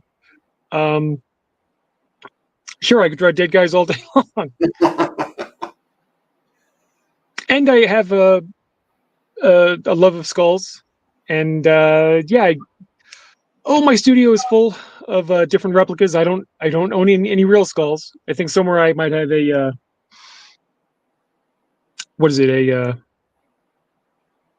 maybe a raccoon skull or something like that. Somebody gave me once. Mm-hmm. But yeah, all the human skulls I have are fake. And I honestly look at them all the time for reference purposes. Yeah, in fact, in my studio, somebody many years ago had given me an actual medical skeleton that they bought from a medical supply house. That the same type of skeleton you'd see in a doctor's office, mm-hmm. Or a medical school. Yeah, is it right in the corner of your studio? Yes, it is. As a matter of fact, and it has a Batman helmet on it right now. But one of these days, Joe, we're gonna get a tour. Maybe the next show. Maybe we can do. Here's what we can do. We can have you you can film it however you want, but in advance, and I'll edit it and get you to approve it, and then we could show it. How does that sound? That sounds good. All right, because off the cuff, isn't good, but yeah, I'm the same here. It's like in my office, this looks all good, but if you could see over here, or if you could look at what's on my desk, everybody would think I was, a hoarder or something, because I get stuff piled everywhere. But it just looks good right here. And I've actually had people come over, see my workspace, which is a complete disaster, and they're like, "How can your work be so tight, and yet your work area is such a mess?" And it's like, well, I guess I focus on the page. I like everything nice and tight on the page, but around me it looks like, like a bomb hit. Mm-hmm. So yes, if we do a tour of my studio, it would have to be edited. We'll do that. I will. I'm honestly. I'm going to put a note in here that we'll just plan on it. We know it'll be another 6 months before we do one of these, so we'll work it out. Yeah, and then people often ask me what art of my own do I have hanging up, and I actually don't. In my studio, I have things that inspire me. Either a Frazetta piece or a Bob Peak or whatever. A Fellini movie poster. Just things that will spark my brain to go into some other arena. Mm-hmm. Awesome. Well, I'm looking forward to seeing the studio. So we'll try for that for the next show. The Crypt of Linsner. Tales from the Crypt. So this is we're past the halfway point now. So this is lot 16. This is from issue 16, as ironic as that is. So $3,000 on this piece. I think somebody mentioned it earlier. Her on the stairs was.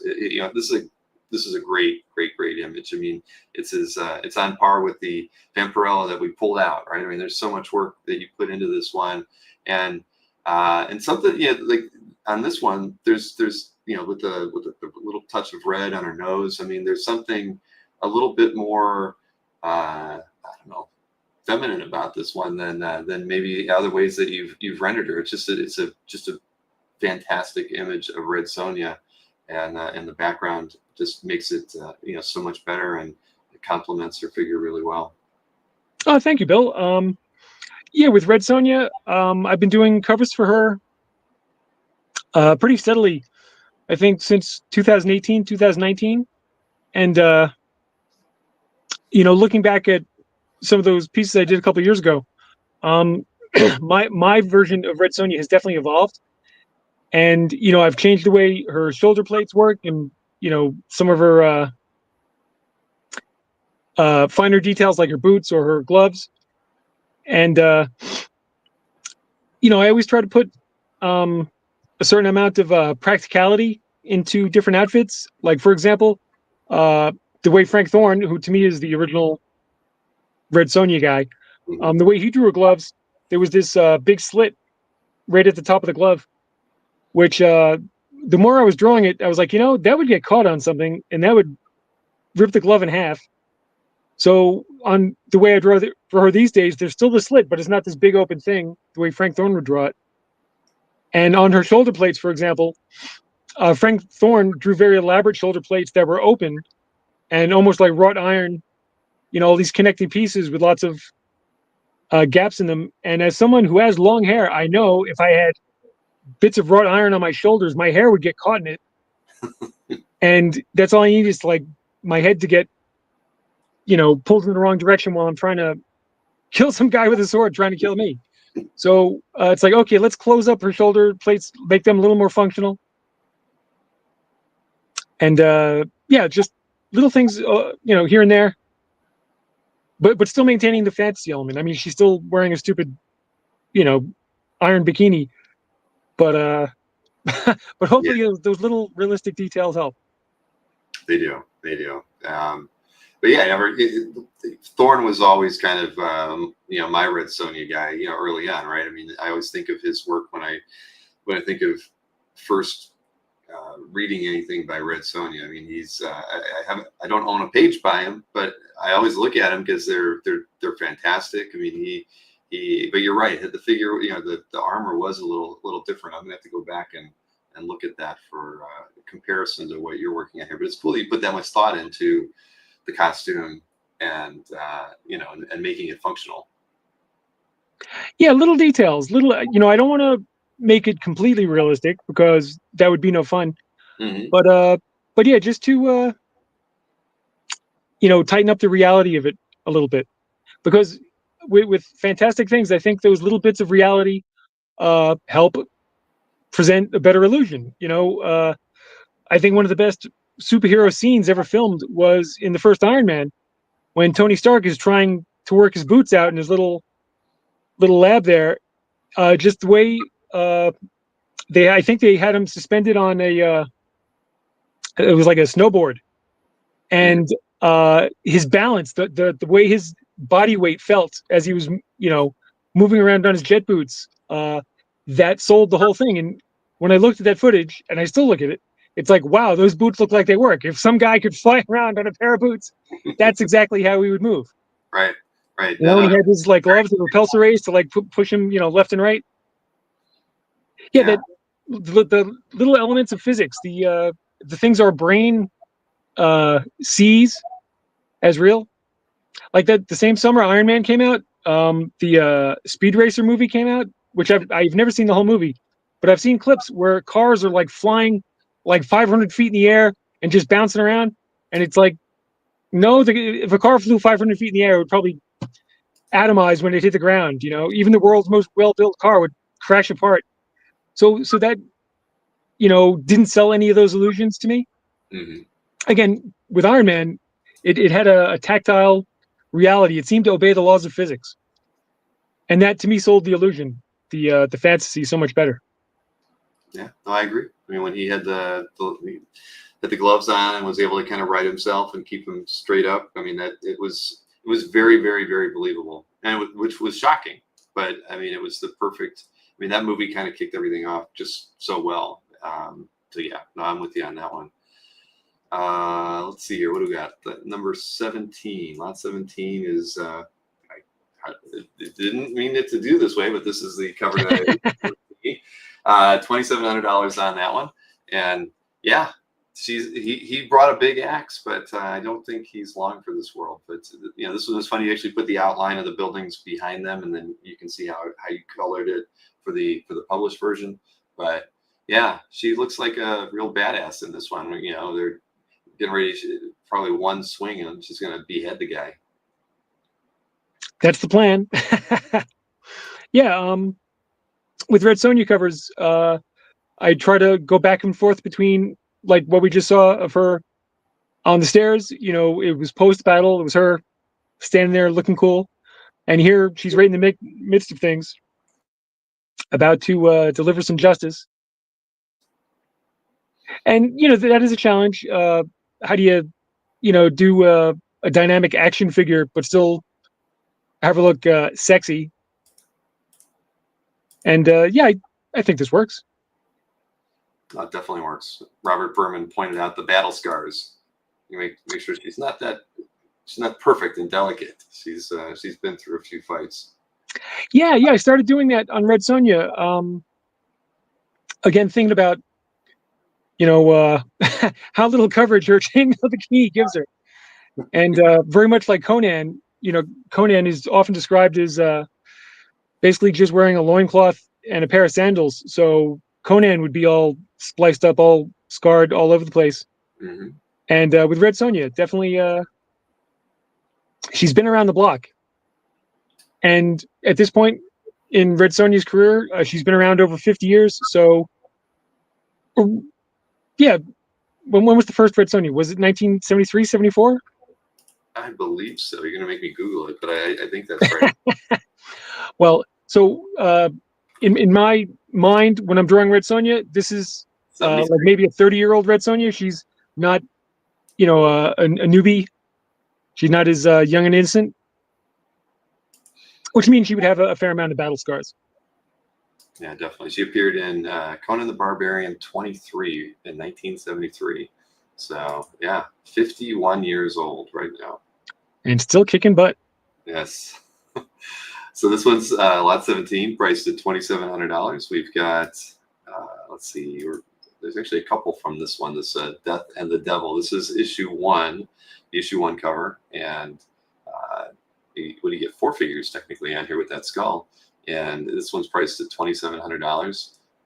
You definitely worked a lot in the published version on the background, a little bit more. I mean, it's like a big sky, but different than I think some of the treatments on the other books that we've looked at. Yeah, and this series, this was, I think, was it a 4-issue series? They had a fair amount of the artwork already done, so I was able to feature some of the other characters. That guy with the hat is the main antagonist in the series, and yeah, he looked almost like a cross between the Joker and Elric, and he was fun to draw. I think I got him on 3 of the 4 covers for the series. Yeah, I think he's on the next one that we're going to look at too. But yeah, I think it's great. So that's cool though that you actually had. Did they give you like character sheets for reference, or were you able to actually look at the published pages? They, I think they had the entire first issue drawn when they. Actually, yeah, that's true. Yeah, the whole first issue was actually drawn and colored before I even did this. So yeah, I was able to lock it into the continuity of the story a little bit more.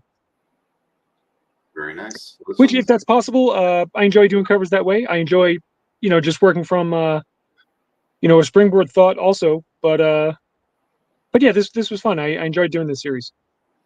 Yeah, I wish I had put the published image a little bit bigger, because it's just neat to see. I mean, in a lot of cases, after you draw the figure, you don't really go in and add anything digitally, but you colored their costumes a little bit darker. I mean, so you knew going into it that that it wasn't just going to be the swirls on his coat there, that you were going to play around with shading it differently digitally.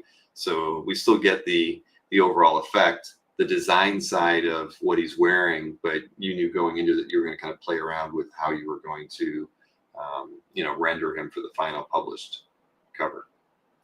Yeah, and everything is a work in progress. And with the two outfits that I darkened, I wanted to see how much of a texture could I put on the original, and then keep that when I added more tone in Photoshop. Mhm. And yeah, I like the way this came out. The operation was a success. It was. So here's the other Death and the Devil cover. So you got him again on this one, and yeah, she definitely looks like somebody you don't want to mess with in this one. I mean, those biceps. I think she could beat most any of us in an arm wrestling match. I mean, you wouldn't want to screw around with her. Yeah, and that's a constant back and forth, like just how muscular should Red Sonja be, Mm-hmm. and I want to keep her feminine but still athletic. So I picture like a female volleyball player, that kind of physique. Mm-hmm. Female bodybuilders, that's not my thing. That plenty of other people like that, which is cool. But yeah, with Red Sonja, I try to think athletic and toned, but not necessarily bodybuilder toned. Well, you get a good idea of those heels that one gentleman wasn't accepting of here, but yeah, I think it works. And it's not like they're stiletto heels. Stiletto heels would look ridiculous, right? But yeah, they're almost like cowboy boots. Yeah. Which again, cowboys had those heels to help them with the stirrups. Mm-hmm. There was a very practical side to it. I'm with you. I'm not gonna debate you on that one, Joe. I'm All right, so this is lot 19, $2,700. We got a few more Red Sonja covers to look at. So the next one is from Empire of the Damned. This one's priced at $2,000. It's lot 20, and that's for issue 5. And on this one, you can see you actually did the two characters in the background, and those were done non-traditionally, right? There isn't an extra board out there somewhere where you drew them. No, they were pretty much all digital. Those two guys in the background. Yeah, in this issue, again, this one they had a lot of the pages done, and Red Sonja fights these two giants, who they're supposed to be like 12 foot tall, I think. And so yeah, on the actual cover, you just get these kind of like dark silhouettes, and I wanted to focus on her. No, this is it's a great image, and I saw Paul asked us if we're going to do all Dynamite art today. Yeah, I think everything's from Dynamite. Yeah, I think the one thing that's not is the Dawn Attack. I think Right. that was done for who was it? Opus. I forget the publisher on that one. You're right. That is the only one that is not from Dynamite. But we got a few more Red Sonja covers to look at, and then a few Vampirella covers to look at as well. But yeah, that's the selection today, Paul. So yeah, this is lot 20, priced at $2,000. We have where is lot 21? Here we go. I love the skull with the dagger in it. There. That's just a nice touch. But this is from Empire of the Damned issue 3. The cover for that one priced at $2,000. I mean, again, fun piece, feels, even the final piece feels complete, because it's got the wall, the archway, and plenty of skulls. Like you said, you like drawing skulls. I do. Skulls are fun. I often, I often grade other artists on how well they can draw a skull. Like, for example, Frazetta draws great skulls. Bernie Wrightson drew fantastic skulls. Will Eisner did not draw great skulls. I never liked Will Eisner's skulls. Mike Mignola draws great skulls. Yes, he does. And I think he knows it too, because he draws them a lot. So, those are they're always nice to see. It's not too many people can pull off doing just a skull and maybe a candle next to it or whatever, and be able to have as long a line to buy them as Mike can. So it's the truth. I mean, I just remember always back in the day when he would set up in San Diego, you would be happy if you waited in line for a half hour and you ended up walking away with just a skull. Yeah, he's a master on that. And with his skulls, it's so interesting seeing the way his art has evolved over the years. I love his work, and I love every twist and turn his art has taken. His skulls these days look very much like. Do you remember in the '70s they had a kit that turned little apples into shrunken heads? Oh my God, I forgot all about that.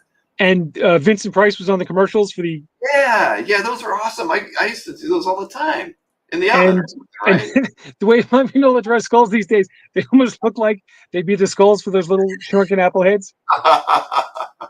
Well, like 1 out of 5 came out really cool looking, but you're right. I mean, most of the time they look like this mushed, little mushy. I totally forget, man. That's a great memory, man. There's got to be some commercials on YouTube or something. Oh yeah, I've watched them. Oh man, that is something I have not thought of in 40 years. Oh man, that's thank you for that one. I am making a note. I'm going to. I don't know. I can't remember what those were, but yeah, didn't they involve like toothpicks? I can't remember. You did something with them. Yeah, I think you had to, suspend the little apple head over like a Dixie cup, with toothpicks and whatever horrible chemicals That's they right. put in there. All right, I'm looking that up. You've made my day just from that. I mean, there's so many crazy things that we had access to in the early and mid to late '70s that kids just do not understand. Somebody was showing me. We were looking at a collector's collection, and he had a piece of color forms artwork. The artworks that were drawn by Dave Cockrum. I totally forgot about color forms, but what reminded me of was that when I was playing with the color forms, in the mid to late '70s, it actually got me to like cut out some characters out of comic books because it was like the color forms didn't have enough characters in it. So I remember cutting up. It was something I totally forgot about, but I did that same darn thing. And again, the things we had to play with back then, you had to improvise. Yeah, color forms and shrinky dinks. Do you remember shrinky dinks? I do. Yeah, put those in the oven too, right? Yeah. They didn't always wind up in the shape that they should. But, no, they come out all twisted up and everything. Yeah. Oh man, we could do a whole show on that. Yeah, Shrinky Dinks. Margaret remembers those. So, all right, now I almost forget what lot I was on, but no, I know where we're at because we're going to a couple of really fun covers. These are the Mars Attacks covers. These are just so darn awesome, man. This is from Mars Attacks 1, priced at $3,000.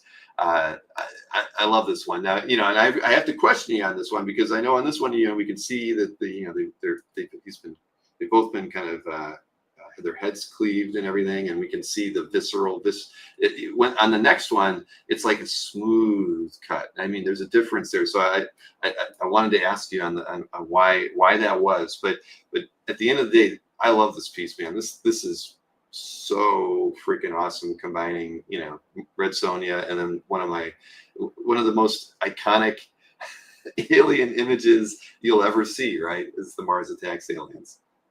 Yeah, and they asked me to do this, and I was like, oh yeah, oh boy, I'm there. I've always loved the Mars Attacks aliens. They're so wonderfully designed, classic Wally-Wood, bubble-headed aliens.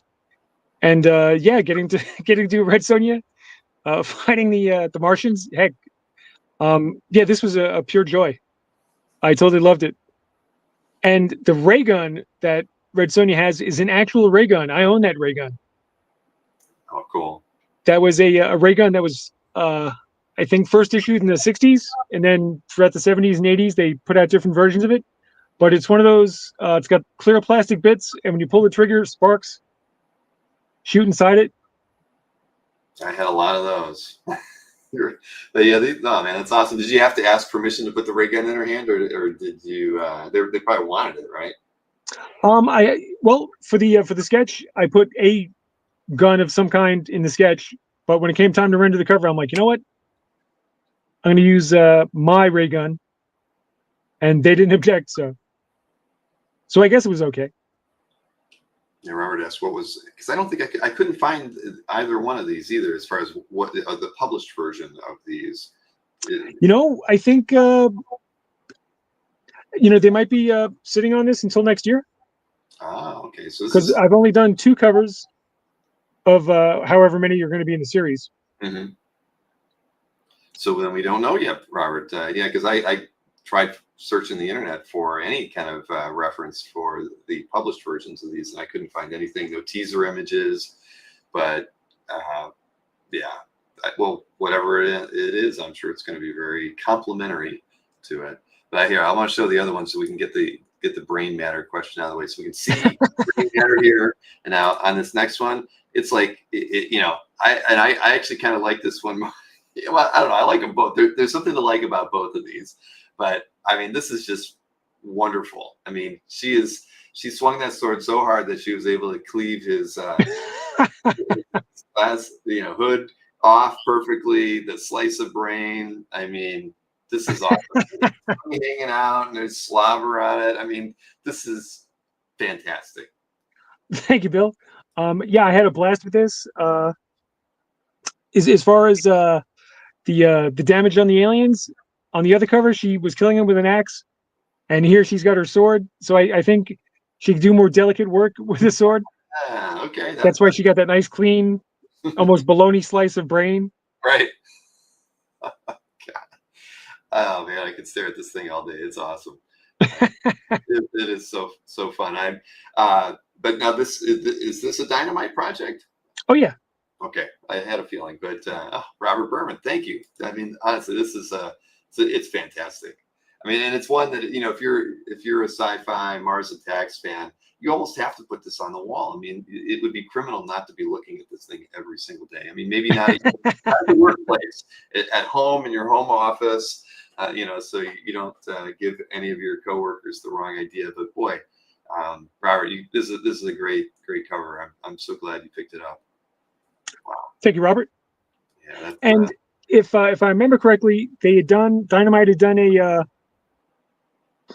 a limited series called Mars Attacks Red Sonja, and for this series, it's reversed. It's Red Sonja Attacks Mars. I think that's what the actual title is going to be. I could be wrong. It might be different by the time it actually sees print, but I think that's what they were doing with this one. So I think on the covers, Red Sonja is going to be kicking more butt if it's Red Sonja Attacks Mars. Mm-hmm. Wow. Well, I hope you get more of this, Joe. I mean, you can tell you love the characters a lot, but it just shows in the art. And yeah, you need to draw more Mars Attacks aliens. I mean, this is phenomenal.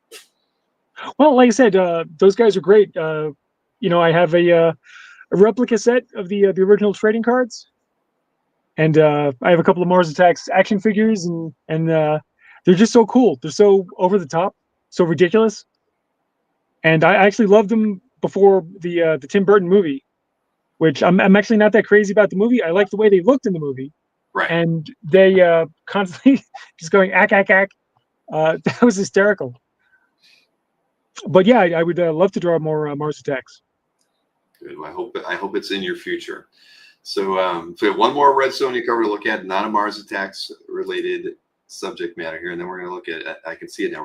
We do have 6 Vampirella covers to look at after this one, but this is a lot 24 from Sonjaversal 10, one of the rare fully finished covers that we've offered on the show before. So this one's priced at $3,500, but it's just great to see, you doing everything traditional. I mean, you must have had more time that week, or it just felt right for you to do that, or what was your thinking behind that?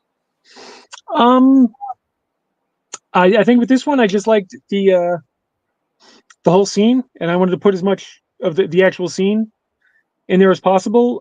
With a lot of covers, I don't have everything fleshed out like straight from the start.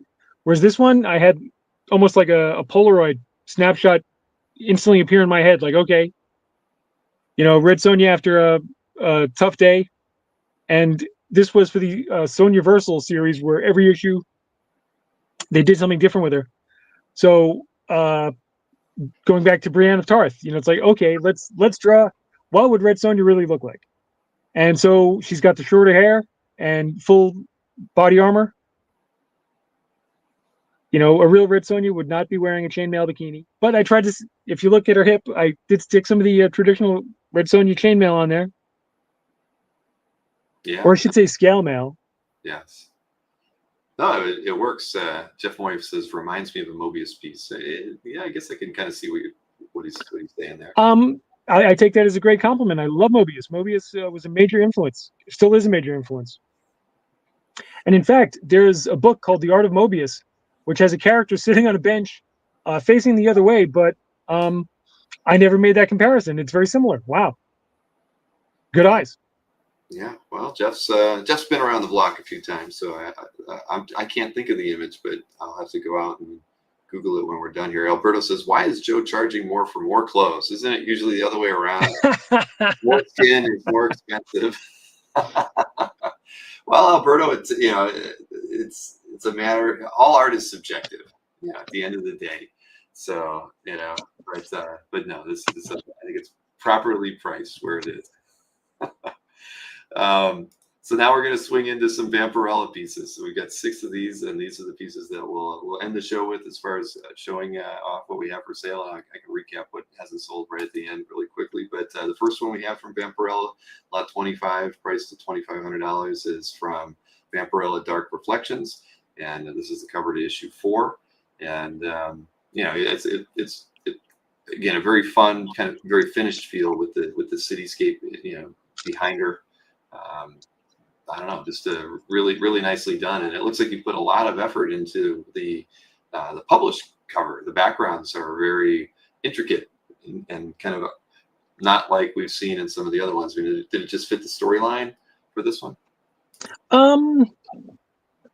This actually, with the background on the final version, I just I had wanted to experiment with kind of creating my own pattern, which is tough to do organically, but through Photoshop, it's not a piece of cake, but it's a lot easier.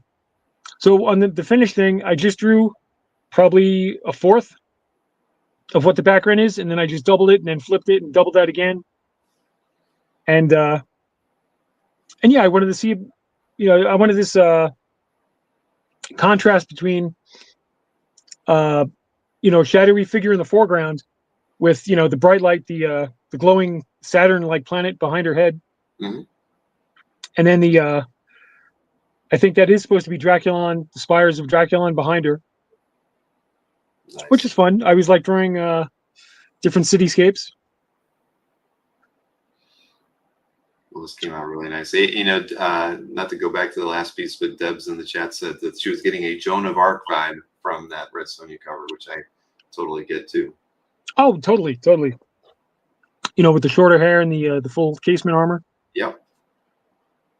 Alberto says no Sheena covers today makes him sad. Well, Alberto, what I think Alberto picked up a few Sheena covers back from one or two of the previous shows we've done. So you can't be all sad, Alberto. So here we go. We have this lot $2,500. We have a lot 26 next. It's kind of vulnerable in this one. I mean, I'm not quite, she's not as angry and aggressive as we may have seen her at times, but I really like this piece a lot. They get the whole graveyard thing going on here. Looks like, very, very much like the final cover, really treated that way. So this is from Dark Reflections, issue 3. Yeah, and if you go back to the original Warren covers for Vampirella, she would occasionally look very vulnerable on the covers, and that's part of the fun of Vampirella. With Red Sonja, I don't know if I would ever do a Red Sonja cover where she looked this delicate, this vulnerable. Yeah. But something about Vampirella's character, she can that's part of her spectrum, I should say. She can pull that off. I mean, you got the pose perfect, and you feel it immediately, and it's something different, and that's different than what you would expect on a Vampirella cover. I appreciate it for that. Thanks, Bill. And yeah, like when I was talking earlier about the placement of the logo, this whole thing was designed with the logo to go across the bottom. And yeah, I like the way the finished cover came together.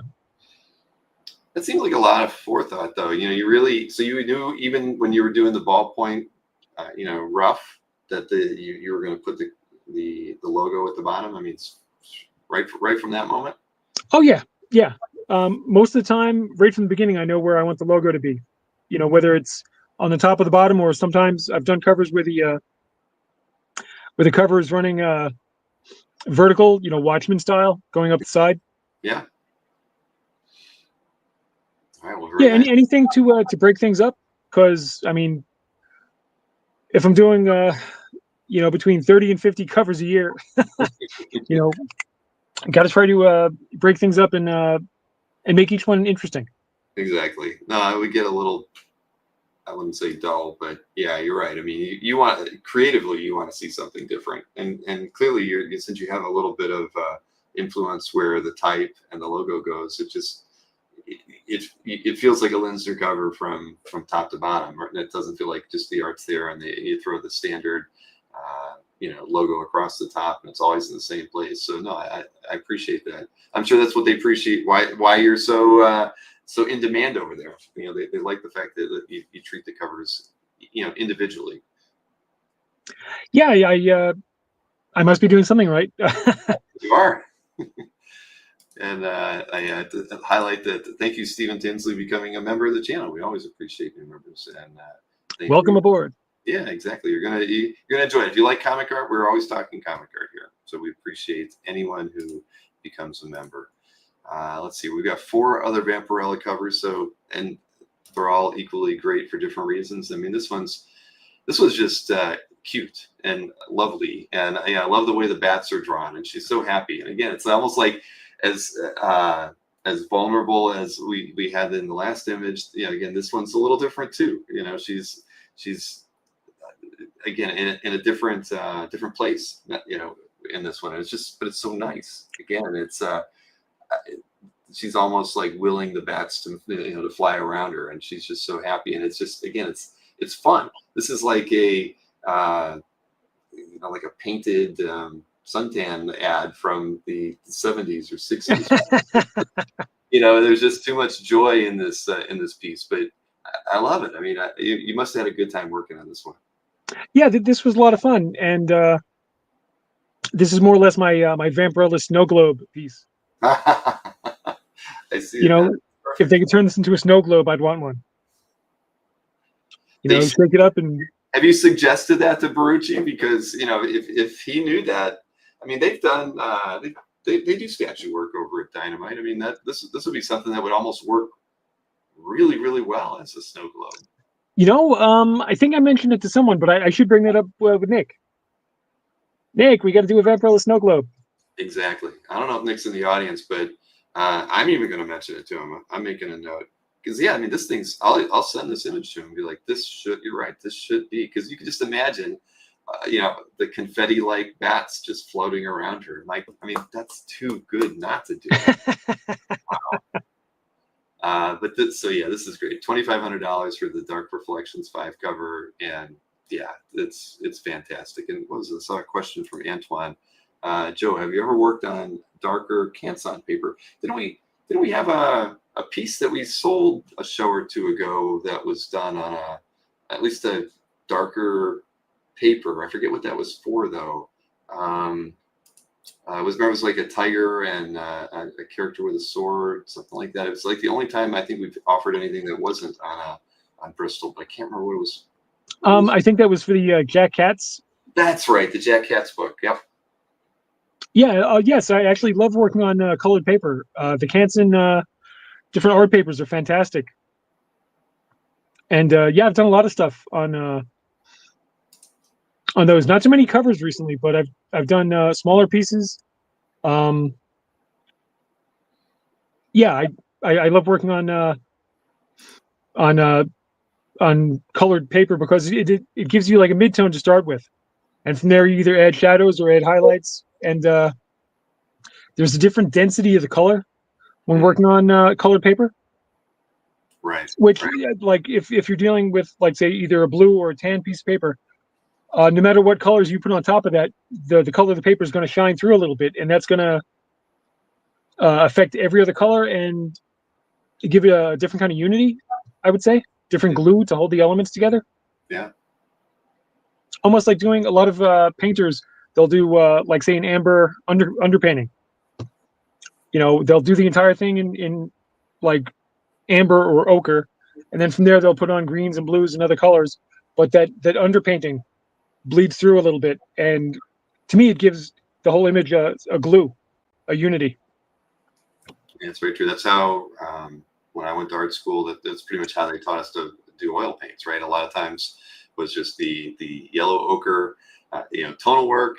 Sometimes I'd even mix in a little bit of vine charcoal to kind of help accentuate it, and then really go in and paint on top of that. So it's similar kind of approach with having a base of color to already work with. Yeah, and everybody has a different technique. If you ever see pictures, Joe Jusko posts online a lot of progress shots of his paintings. Every part of, like, he doesn't do any underpainting. Every part of his painting starts from white, so he'll actually frisk it out a certain area where, like, there's going to be a tree or something like that. He'll paint the other elements against white, and then he'll peel off the frisket and then paint in the tree or whatever. And I'd like to ask him about that. I ask him if he's ever tried doing an underpainting, and if he just doesn't like it, or his results are fantastic. So once again, there is no right way or wrong way to do things. It all comes down to whatever appeals to you. Exactly. I mean, he is the king of frisket work. I mean, I think he's taught classes on how to use friskets, because it's in some ways like a lost art to some. In some ways, it's not something that's probably taught at every school, but yeah, he employs frisket work a lot to kind of mask out areas, and I mean, it works for him. I love his stuff. I mean, as do anybody else who's seen Joe's work. Yeah, and I'm pretty sure he uses liquid frisket, which I've never worked with, where you actually just brush it on a certain area and then it dries, and then later on you're able to peel it off. I don't know the state of liquid frisket these days, but when I first started using my airbrush back in the late 80s, liquid frisket, it stank. It came in a jar, and you had to mix it with a certain amount of dish soap or something ridiculous. You couldn't just use it right out of the jar. And I tried mixing it up once, and it was a pain in the ass. So I was like, this isn't for me. I don't blame you. Yeah.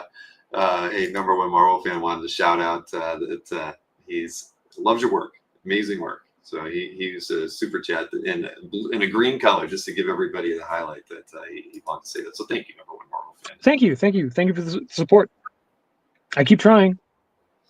Well, we got 3 more pieces to look at, all Vampirella and all very fun. So you got a holiday special cover here. I mean, you can literally say you've done everything now that you've done a Christmas infused Vampirella cover.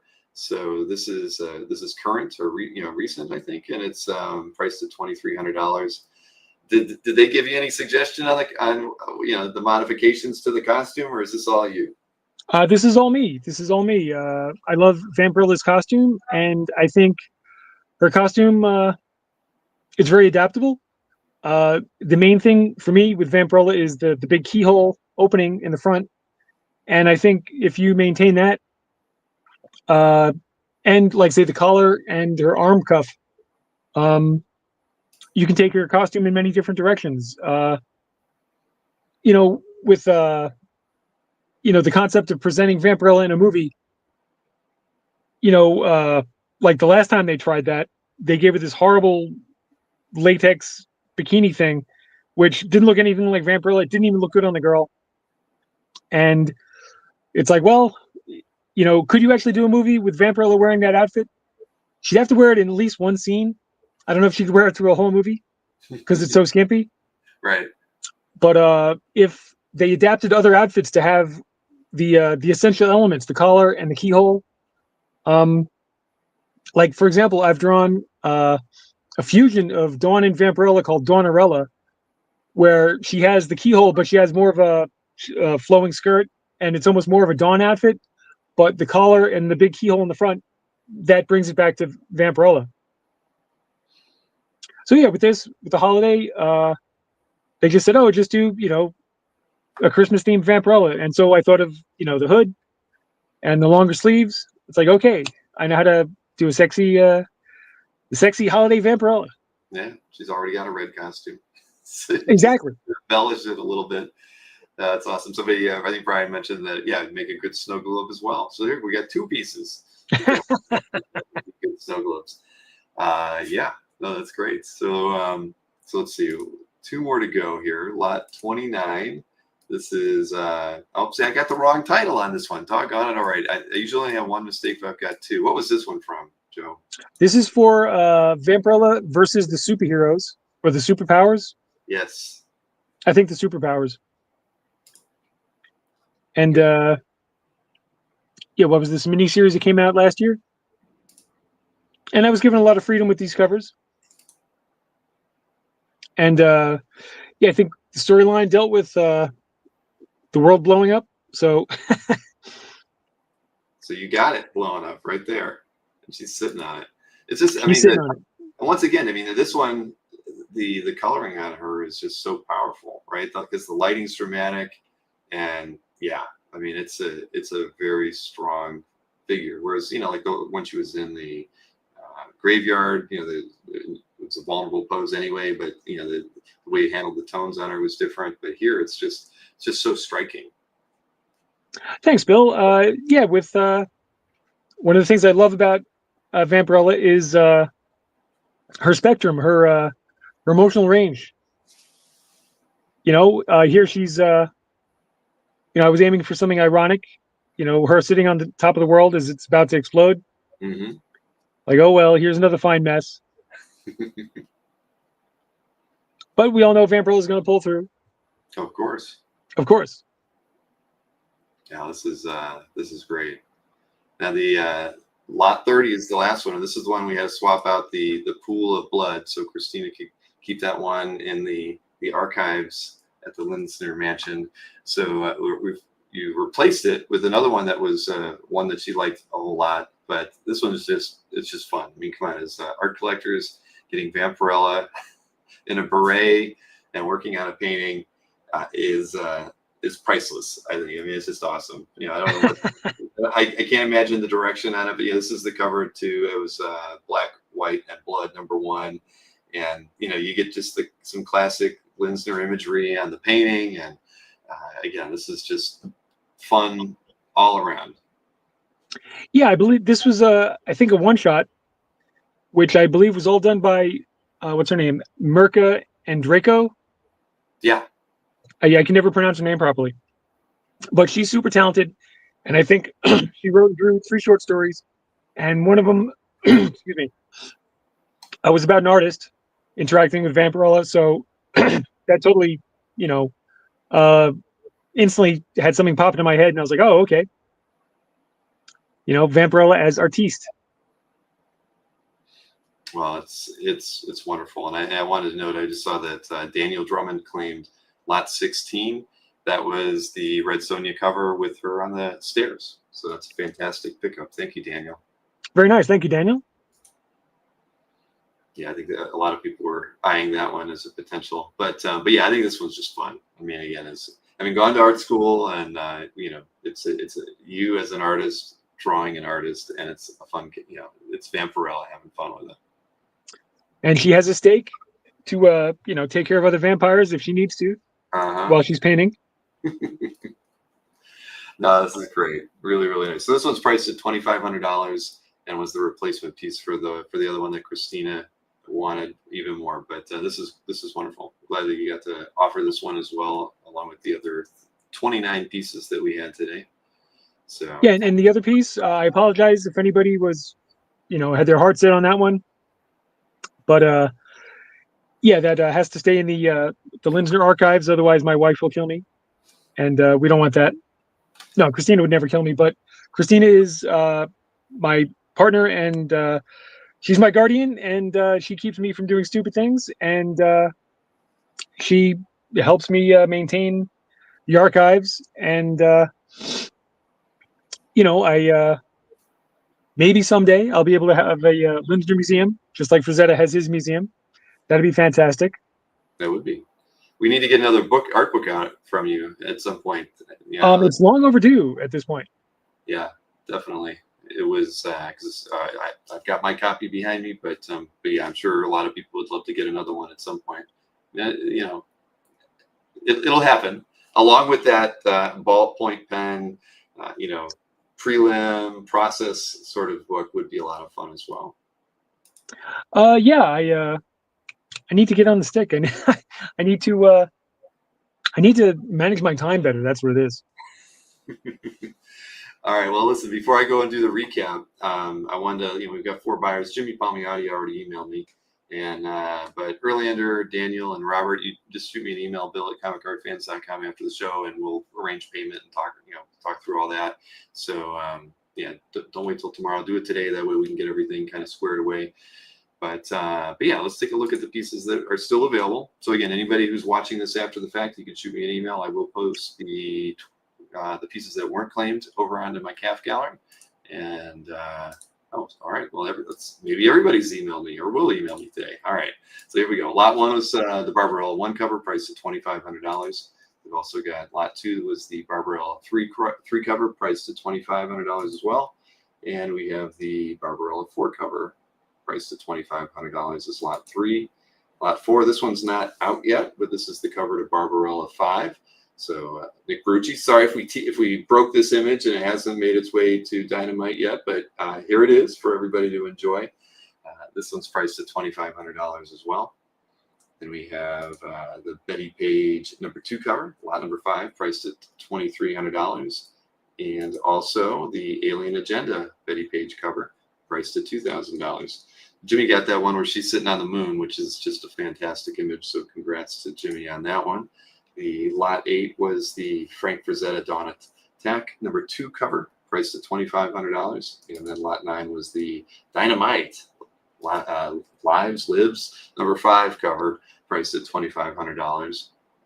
Then Erlander got lot 10. Lot 11 is the Immortal Red Sonja number 5 cover, priced at $3,000.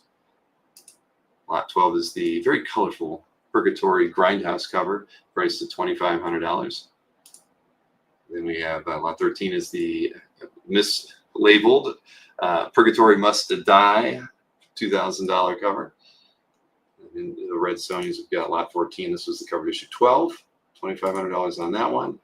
And we also have this one at $3,000, lot 15. 16 did go to Daniel. Thanks again, Daniel. So then we have this one from issue 17, lot 17, priced at $2,700.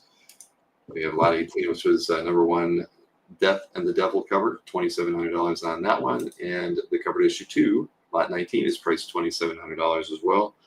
Lot 20, priced at $2,000, is from Empire of the Damned number 5.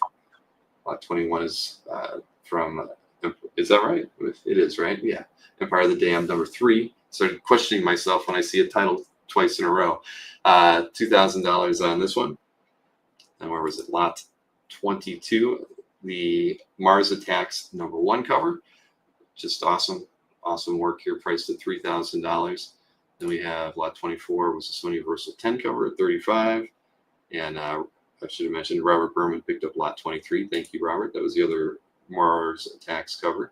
Then we have Vampirella Dark Reflections 4 for lot 25 at $2,500. The cover to issue 3 from that run, priced at $2,500 as well. The piece that we're going to lobby for a snow globe from Dark number 5, priced at $2,500. Then another wonderful holiday special piece, $2,300 on lot 28. And again, the one that I had wrong, this is the Superpowers issue. This is lot 29 at $2,500. And lastly, the Black, White, and Blood number 1 cover, priced at $2,500 as well. There, I made it through the end. So there you have it, everybody. We appreciate you hanging out with us today. Joe, as always, this is a lot of fun for me to get to see your work and talk with you about it. And I mean, the things we brought up today that have sparked memories for me, Those Shrinky dinks and shrunken apple heads. Shrunken apple heads. That's that one. I can't. I'm going to be heading over to YouTube as soon as we're done here. But I do appreciate it, and we will figure out in some way, some manner, to do a little studio tour that we'll film off camera, off live, and put something together for everybody. And, I think it's cool. I like to see your workspace. It's always fun to, it's like a prelim. It gives us a little bit of insight into the mind of the creator. Maybe, but you need to clean it up just a little bit before we do that. Definitely. Yeah, my workspace is very colorful. I spend so much of my life up there. My walls are very much a collage of either different things clipped out of magazines or just different comic books or whatever, just different things all over the place, which like behind you there are all these beautiful things nicely framed. Mm-hmm. My studio doesn't look like that. My studio truly looks just like picture 4 bulletin boards, just things tacked up all over the place. Wow. And it's little bit of anarchy, but it keeps my brain going. Sorry, I'm making notes here while I like it. I've got you should see the bulletin board I have. It's like 6 foot tall by 3 foot wide, and it's got, it's full, but you can't see it. But that's my job board over there. And the reason I was making some notes was because I saw that we did have an offer, and what I would say, Tony, would be shoot me an email as soon as, right now, bill@comicardfans.com, and it's something that I'll talk with Joe about offline, and we'll let you know. I saw it was a $6,000 offer for those 3 covers, and I was just trying to figure it out. They were around $6,800, but we'll let you know. But please, Tony, shoot me an email, and I promise you that Joe and I will get back to you, really quickly. And I saw a question from, let's see, Erlander was curious how long I would have them post to the calf. Well, I actually still have the pieces from Joe's last show. I don't always know if he still has them available, but for instance, I had left them up there, and Joe and I think we've maybe sold 2 pieces since last show that were still around. At least one. I remember one of them. But what happens is, everybody, is Joe has to ship the piece because I don't have it in hand. So you'll pay me, and I get the money over to Joe, but Joe's the one who ships the art out. So if you get your order in before next Friday for anything that we post to CAF, I can guarantee you that it will come to me, because we will wait about a week before Joe sends me the sold pieces. So yeah, Erlander, so you got a little bit of time if you want to have everything shipped together, for Joe to get the artwork to me that way. So there was that. And then Kevin, what did Kevin say? Kevin said, Bill, if Joe would like, I could bring him a few cases of his old art book to OAX. Wow, a few cases. How'd you end up with a few cases? That was going to be my next question.